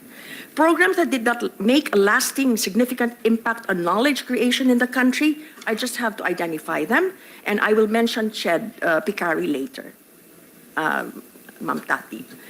ESSEP, Foreign PhD Scholarship Program in the 80s and 90s, just a few came home, and they made some difference. PhD Consortium of UP, Ateneo, LaSalle, and UST in the 80s and 90s, moderate success, but it did not provide the critical mass. Establishment of the National Science Complex in UP Diliman and the National Science Consortium in the mid-2000s, helped by the late Congressman Villafuerte, and the establishment of the ERDT program in the mid-2000s with sponsorship of the late Senator Ed Angara. Next slide, please. With all due respect, President Gigil, I have to present our graduation data of the UP graduate programs. Also, due respect to VPAA Cynthia Bautista. This is our graduation rate in UP. Doctoral, 193. Masteral, 1,517. So we don't even have 2,000 graduates in UP in 2023. So I got this from our AVPAA. Next slide, please. What is the national budget in 2024? I read it in the papers. It's 5.768 trillion, or that's about 100 billion US dollars. Okay? So what is my proposal budget for building the superstructure? It's only 1 billion US dollars. But that's not even to fill what we need in terms of our full-time equivalent researchers, MS and PhD levels. Because if you are to address the NIASD core targets by 2028 and beyond, first we need the 2.8 billion to spend. We need to spend, and that is why we're here, Honorable Senator, because its legislature can pass the law over the long term, provide a justification for budget allocation. But initially, this is being pursued by the National Innovation Council, the executive branch of government. So, as we said, what good is the 2.8 billion if you don't have the research leaders? So we need 326 full-time equivalent researchers per million population, or with a population of 150 million, you need 37,000 plus FTE researchers. Next slide, please. What are the foreign models? This you are familiar with. You are familiar with the MIT-Harvard Nexus and the Silicon Valley Stanford University of California System Nexus. You see, that's why we worked with Picari. Small Business Innovation Research, SBIR grants to researchers are a major investment in innovation of the U.S. government, which has yielded numerous commercialization success stories. And one of our recipients of the SBIR is none other than Dr. Gonzalo Zarafica. We work together in the Philippine American Academy of Science and Engineering. So he's a recipient of this. The explosive growth of biotechnology industry from the nascent stage in the last decades is attributed in large part to SBIRs. $100,000 and the next tranche $750,000.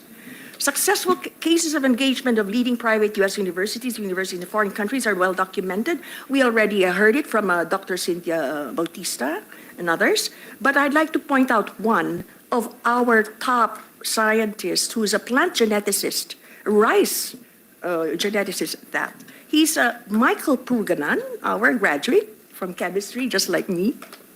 And he was Dean of Science of New York University and also a leader of the NYU Genomics Institute.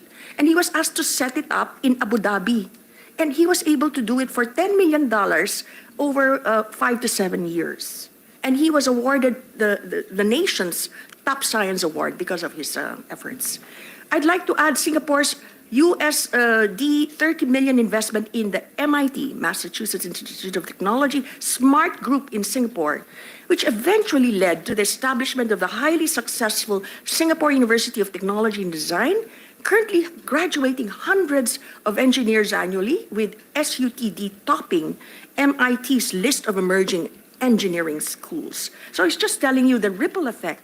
You know, the amplification effect is so important. You may not want the foreigners to be here forever, or even in the lower grade schools. I don't think they're really part of the SUTD anymore. That's already run by Singaporeans. So there's an exit plan for this, no? So we are always reminded about this in Taiwan. Oh, the Thai, the Malaysians, now the Cambodians, they come to our universities 5 to 10 years. Okay na, they're ready. They can do it on their own, because that's exactly what the Taiwanese did. They went to the United States, and then now they have National Taiwan University. They have all these great universities, which are of world-class standards based in the U.S. System, and they are graduating their own top graduates. So I'd like to emphasize here that if we are going to pursue this, and I think we must, the thing that we must address is intellectual property regimes, especially now because the world is moving towards this open innovation system. Because of climate change and other very urgent matters that face us beyond our control, we have to work together. Universities collaborate, hospitals collaborate, business and universities collaborate, academia. And that's what you call the open innovation system.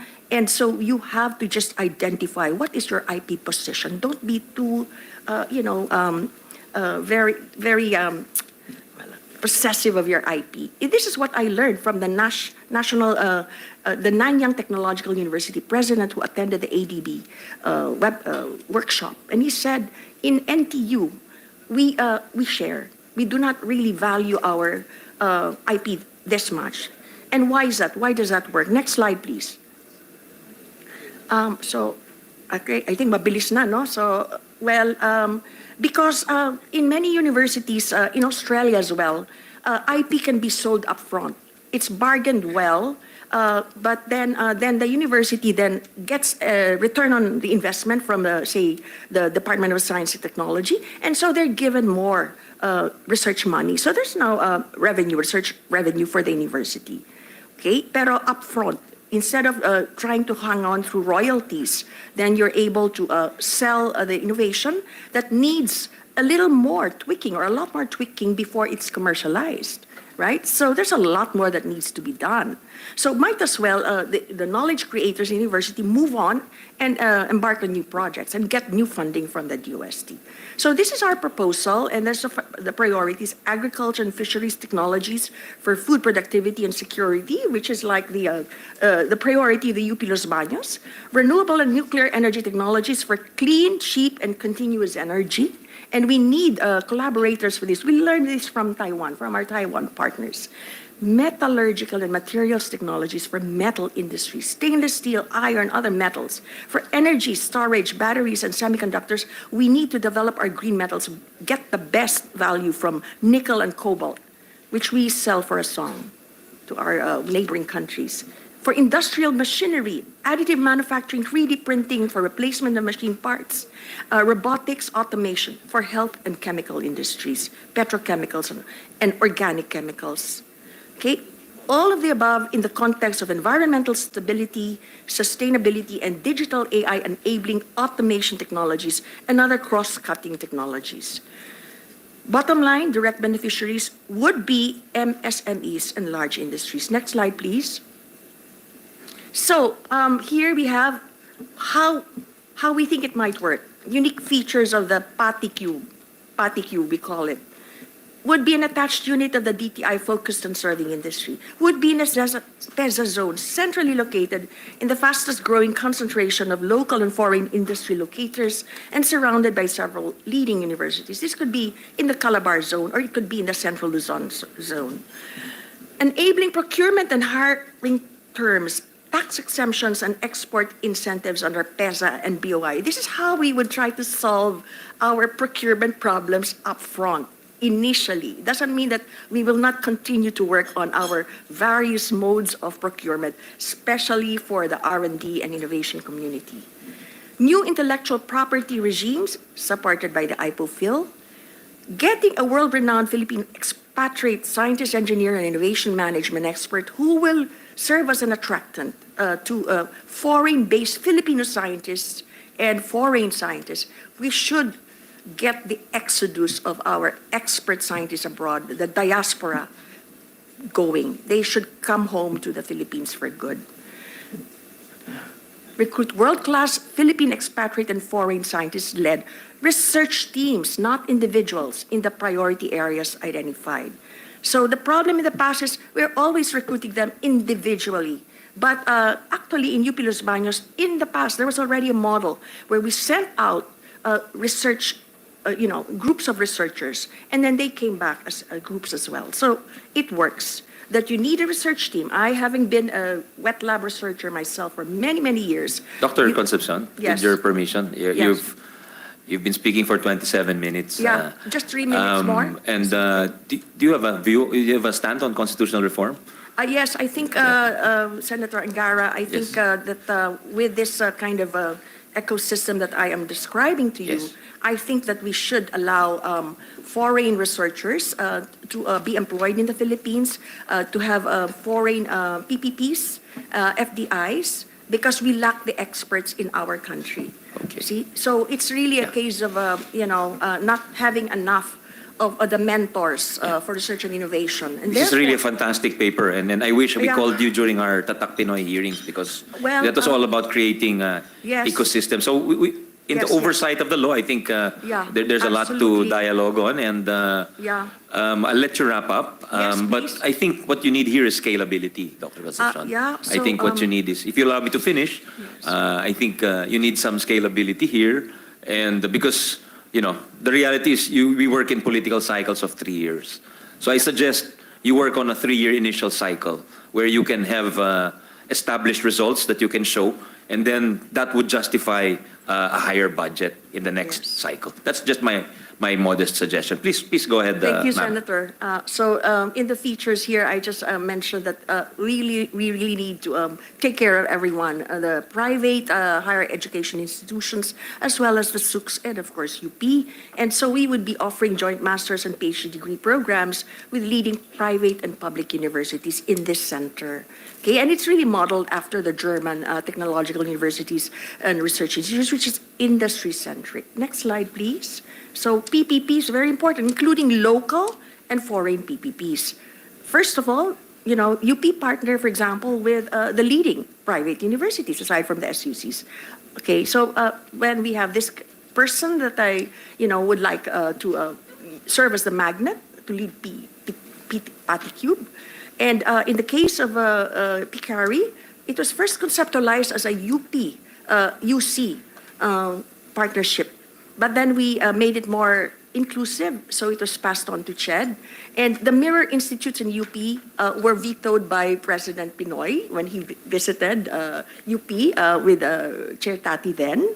There are too many ERD buildings, but then the whole model just kind of collapsed because in those mirror institutes here, UC Berkeley faculty and researchers would spend a little time, have their full-time postdocs, and then our faculty and researchers would opt in to do their research and generate new knowledge. So that was the model that was not really followed. That's why it's, you may say, it's just a moderate success. Okay, so Dr. Puruganan did it properly in NYU Abu Dhabi. So there's revenue sources for sustainability. And that's like the conceptual framework for PatiCube, and you would create an innovation town. And then central to it would be social innovation and transformation, climate change, environmental sustainability, because this kind of innovation is not possessive about intellectual property. It really has the community benefit at heart, and workforce education and training, governance, education and engineering, heart of it. So there's just a model of how it would grow, and then the funding is there, and it would be augmented through PPPs and FDIs. And there's a model that works in Kaohsiung that the UP president has visited, the Linhai Eco Industrial Park, where they share resources, so it's open innovation. And there are models of this in the universities in Taiwan. And this would have to be complemented by the massive postgraduate master's and PhD study abroad program. So out and in, coming out and in, and then the PATIC 3 would provide opportunities for employment for these. Again, send them out as groups, then find a rational plan to make it equitable and inclusive through the regions, and provide attractive scholarship packages with incentives, with assurance of employment in university, research institute, private industry upon return to the region. And actually, there's a proposal that industry could be the provider of the scholarship and would sit in the thesis of the student. So there would be choices, many categories of thesis and dissertation, say, in the university. Okay, so there's the budget, and let me just say that we're not picking this up out of the blue. The Indonesian LPDP scholarship program was begun. It was begun in 2011 to the tune of tens of billions of US dollars. Tens of billions of US dollars. I think you can move it to the next slide. And the priorities are the same as ours. So there are now 25,000 scholars of Indonesia in countries abroad, and they're starting to come home. But the funding there is with an endowment fund, but also it's to the tune of tens of billions of US dollars. So that ends my presentation. Thank you so much, Senator Angara, for allowing me to speak for 30 minutes. Thank you very much. No, it's a really fantastic, very ambitious proposal, and I think there's a lot to expand on there, and hopefully we can continue that dialogue. Dr. Concepcion, thank you very much. Now we'll go to, of course, we heard from UP, so I think we have to hear from Ateneo and LaSalle as well. So we have the former dean of the Ateneo School. Sorry, we'd like to acknowledge the presence of Senator Tolentino, who used to be the chair of the Senate Committee on Science and Technology. Senator Tolentino, good afternoon. Just a few minutes before our resource persons would continue and before you can have your lunch. I listened partly to the dissertation made by Dr. Concepcion, but Mr. Chairman, I am now familiar, half familiar, not familiar, and perhaps this group would be familiar with a new concept that probably could take off from the existing PPP. I heard PPP, that's been for decades, the public-private partnership. It would seem, Mr. Chairman, I just came from a trip with a group of local government officials. It would seem that the buzzword right now, and it's not just a mantra, but the model right now is not PPP. They call it triple helix. Triple helix. And if you're familiar with triple helix, it would show us the intertwine between the government sector, industry, and knowledge institutions. And a good visual model for this would perhaps be Silicon Valley. You'll be looking at San Jose State University, Santa Clara University, University of California, Berkeley, and Stanford University. So the dynamics would now involve the government partnering with industry, and as what Dr. Concepcion mentioned a while ago, the university producing the innovation, serving as a startup hub, and perhaps producing the next members for the industry and the government itself. So that's a model I learned from the Netherlands, which started Shell. Shell is about helix, and helix, if you can visualize this, helix is a sort of an intertwined rope or nerve system. So my question here would probably be on top of my mind, and I'm propounding this to the resource persons present. You can answer this as part of your presentation, or you can come back when the good chairman would have another regional public hearing. How can a triple helix formula serve the Philippines, And would it need a constitutional amendment? Would it need a constitutional amendment? Because we're now looking at the university. What if the university is involved in a program that is still restrictive? What if the university, for instance, is involved in a program somewhere in Palawan or Puerto Princesa? We have a state university there, which would be involved in production of gas and oil, natural gas, among others. So that's my little contribution, Mr. Chairman, because we're talking about constitutional change in the education sector. How can the education sector, as part of that triple helix, propel a Philippine or leapfrog a Philippine economy to higher bars? Siguro po yun ang dapat natin masagot. I'm not proposing that, but you can search what a triple helix is all about. There might be more better academic definitions of this, but I would say that it would perhaps emphasize the collaboration, interaction between the university, the industry, and the government, which is what the Philippines would need right now. And the chairman, as the chairman likewise of the Senate Committee on Youth and Sports, is knowledgeable that we have an abundant pool of youth leaders, students who eventually will be part of the industry and the government as well. Yun lamang po, Mr. Chairman, ang may aambag ko ngayong umaga. Yeah, very. Thank you very much, Senator Tolentino. Yun din po yung I was hoping we would have more of those conversations going forward, because I have no doubt that we produce the graduates, but yun lang, ang my worry is always where they will end up. And as mentioned by some of our resource persons, if we don't have that ecosystem, then there will be that brain drain.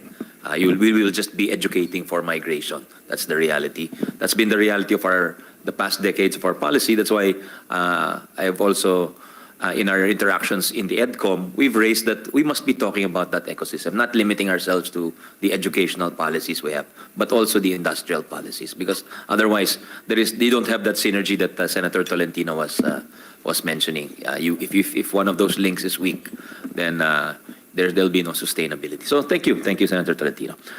So if we can hear from the Ateneo School of Government, we have Dr. Mendoza, former Dean, Dr. Mendoza, who is also an economist by profession.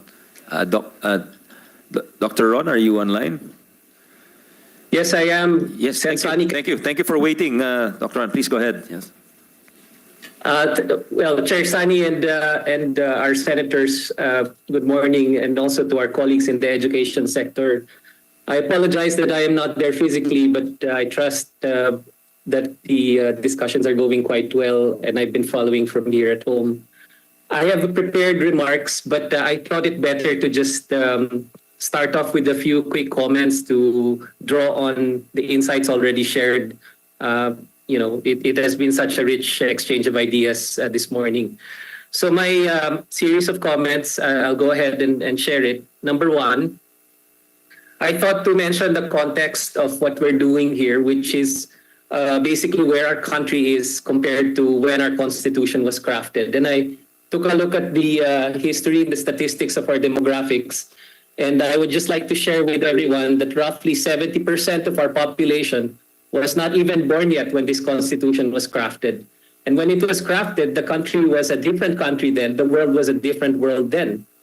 And now we have obviously recently recovered from a pandemic, which has severely affected our country, but also many other countries. But also we have begun to open up to a new world where there are geopolitical risks, the opportunities and challenges of the fourth industrial revolution, and many other changes that will need to inform our development strategy. So I think that this is the bigger context, and I believe that Sensani has a plan to sort of integrate this discussion on the education sector with the overall development planning agenda of the country based on the hearings that he's conducting. Just to point that out and to also remind our colleagues that our country is not exactly a pushover anymore. We are no longer considered the sick man of Asia, which we were in the 70s and 80s when we had the economic crisis back then. Our economy is set to hit $1 trillion mark by 2033, and we're set to hit upper middle income country mark by 2025. With if all goes well, we are set to reduce poverty to single digits, within the administration or maybe a few years after.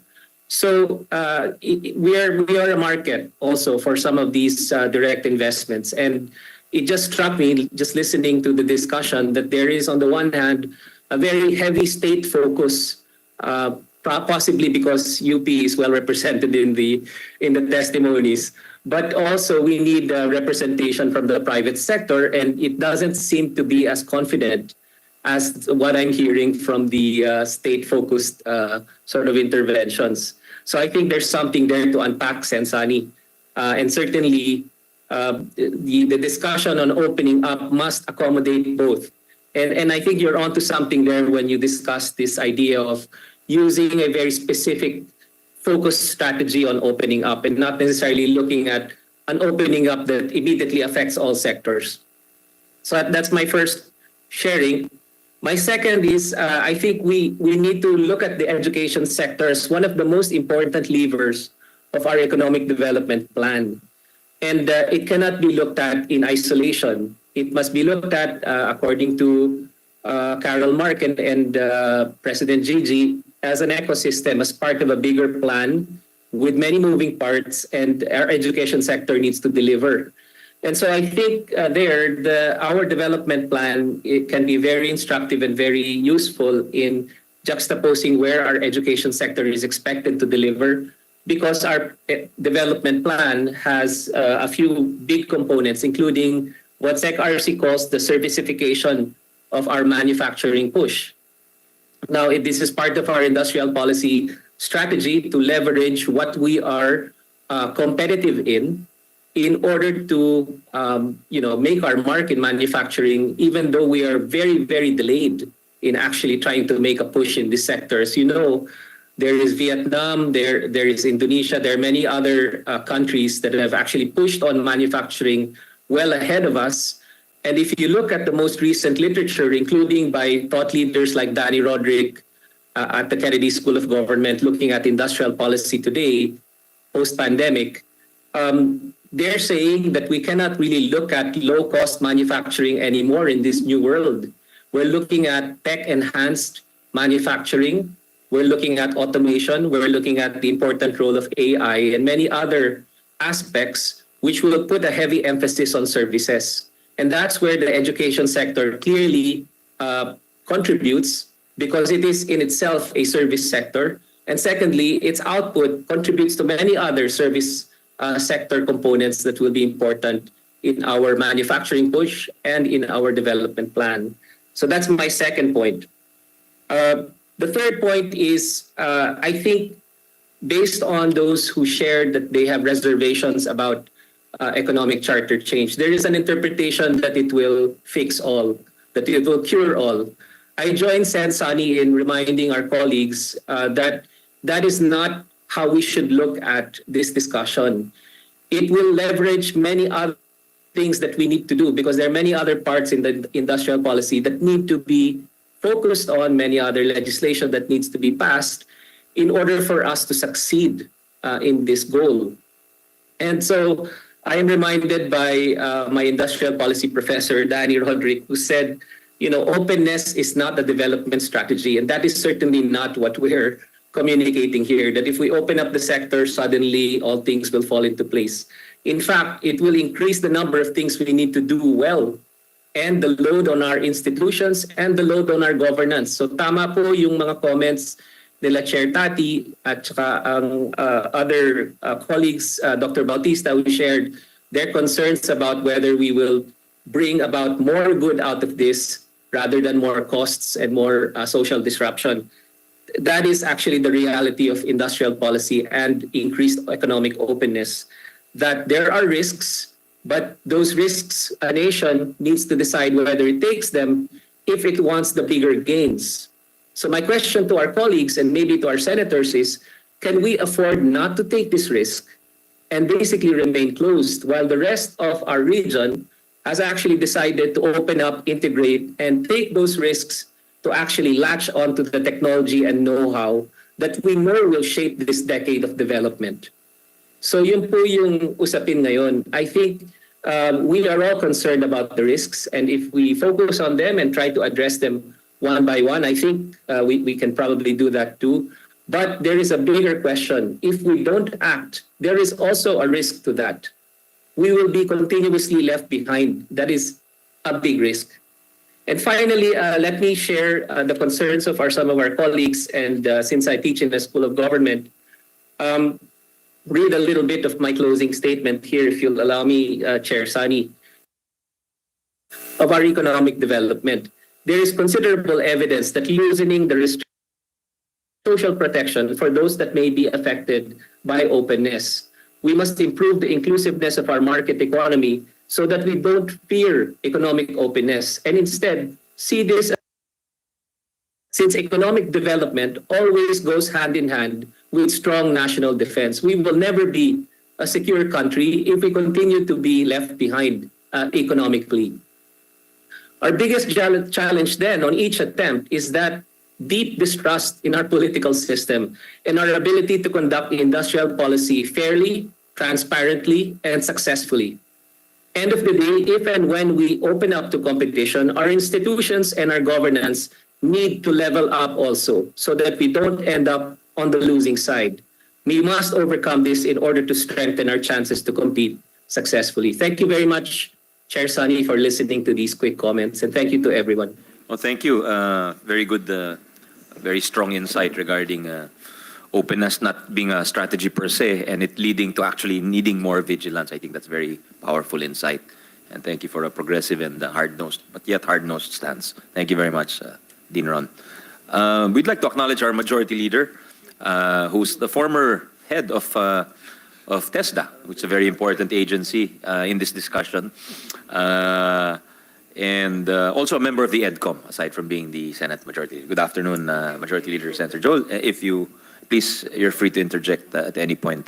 Thank you, Mr. Chairman. Just like to put on record my sincerest thanks to our chairperson, especially for calling for this hearing. This is very informative, educational, and historic, I would say.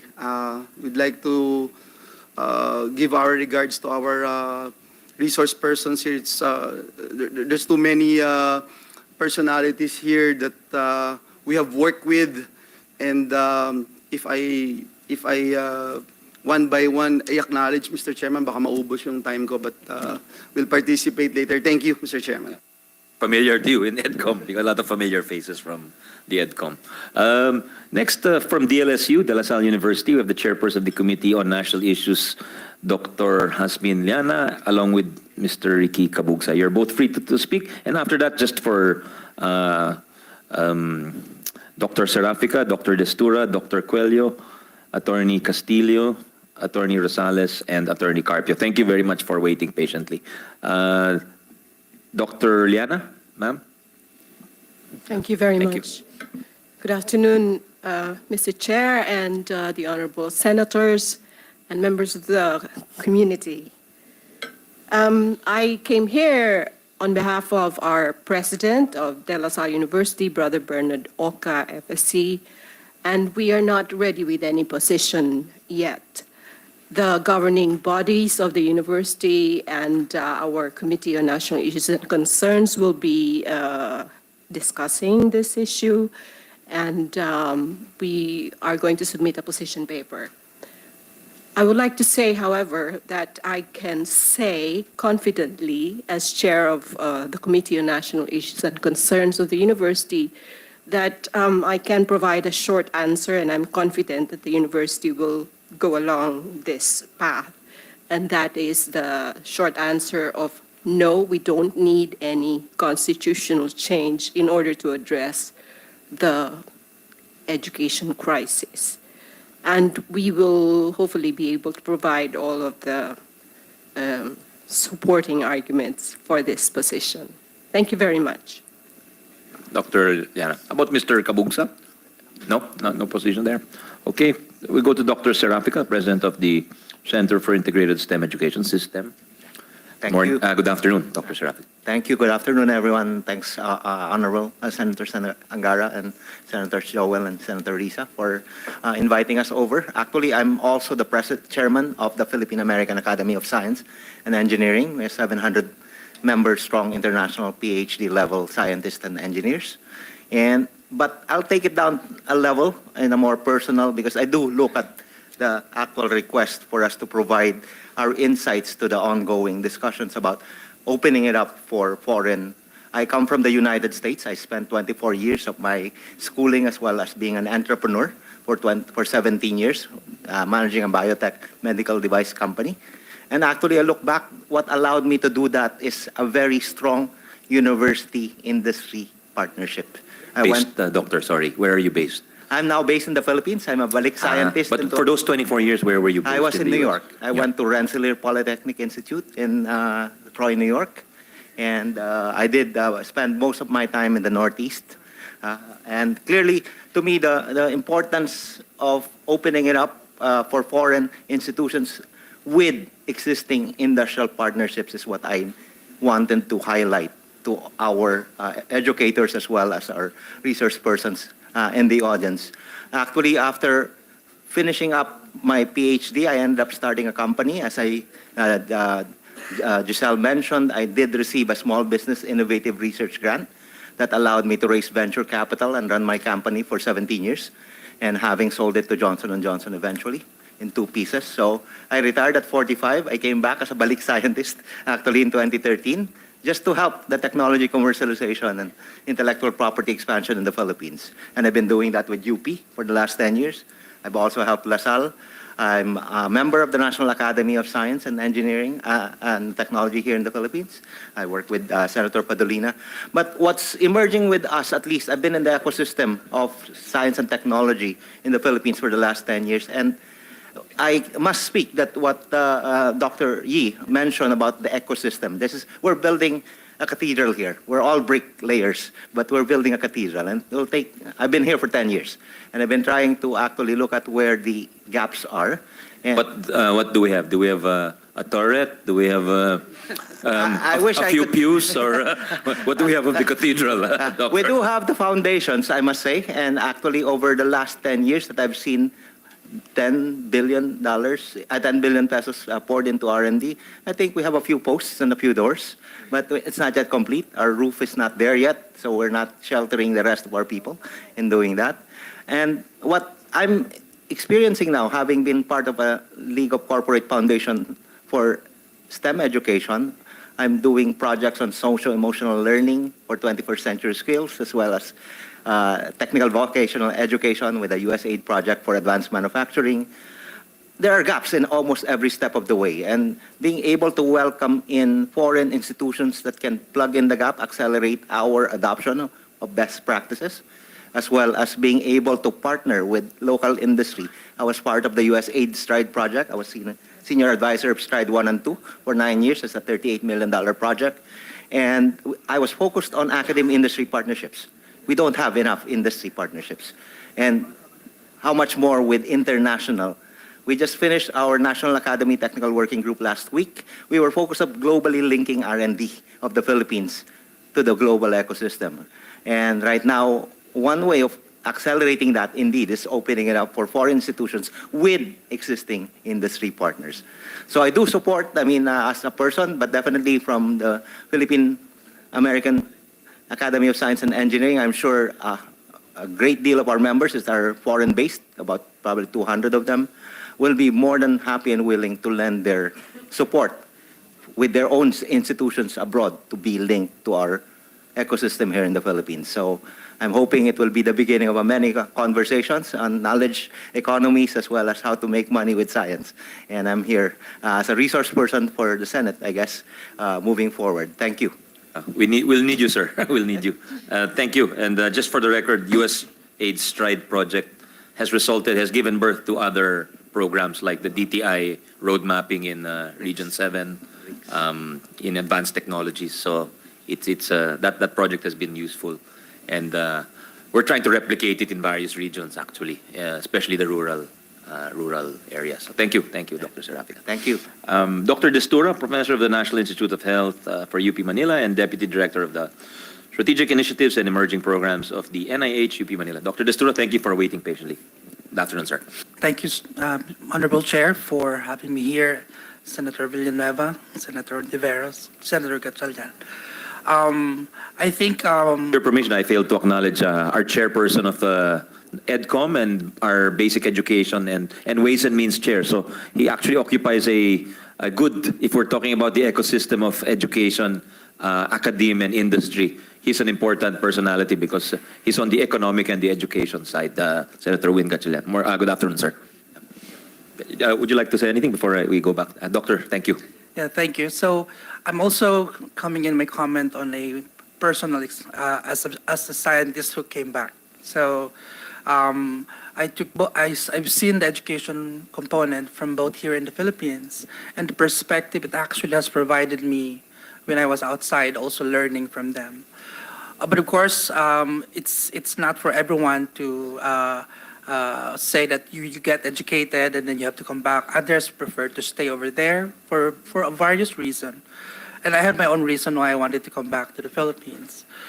But the point I'm driving at here is that globalization of education is really a huge leap for most of us because we are already, the world is shrinking. And what happens to us here affects what's out there, and what's happening out there obviously affects us here. So instead of trying to put walls into the institution of learning,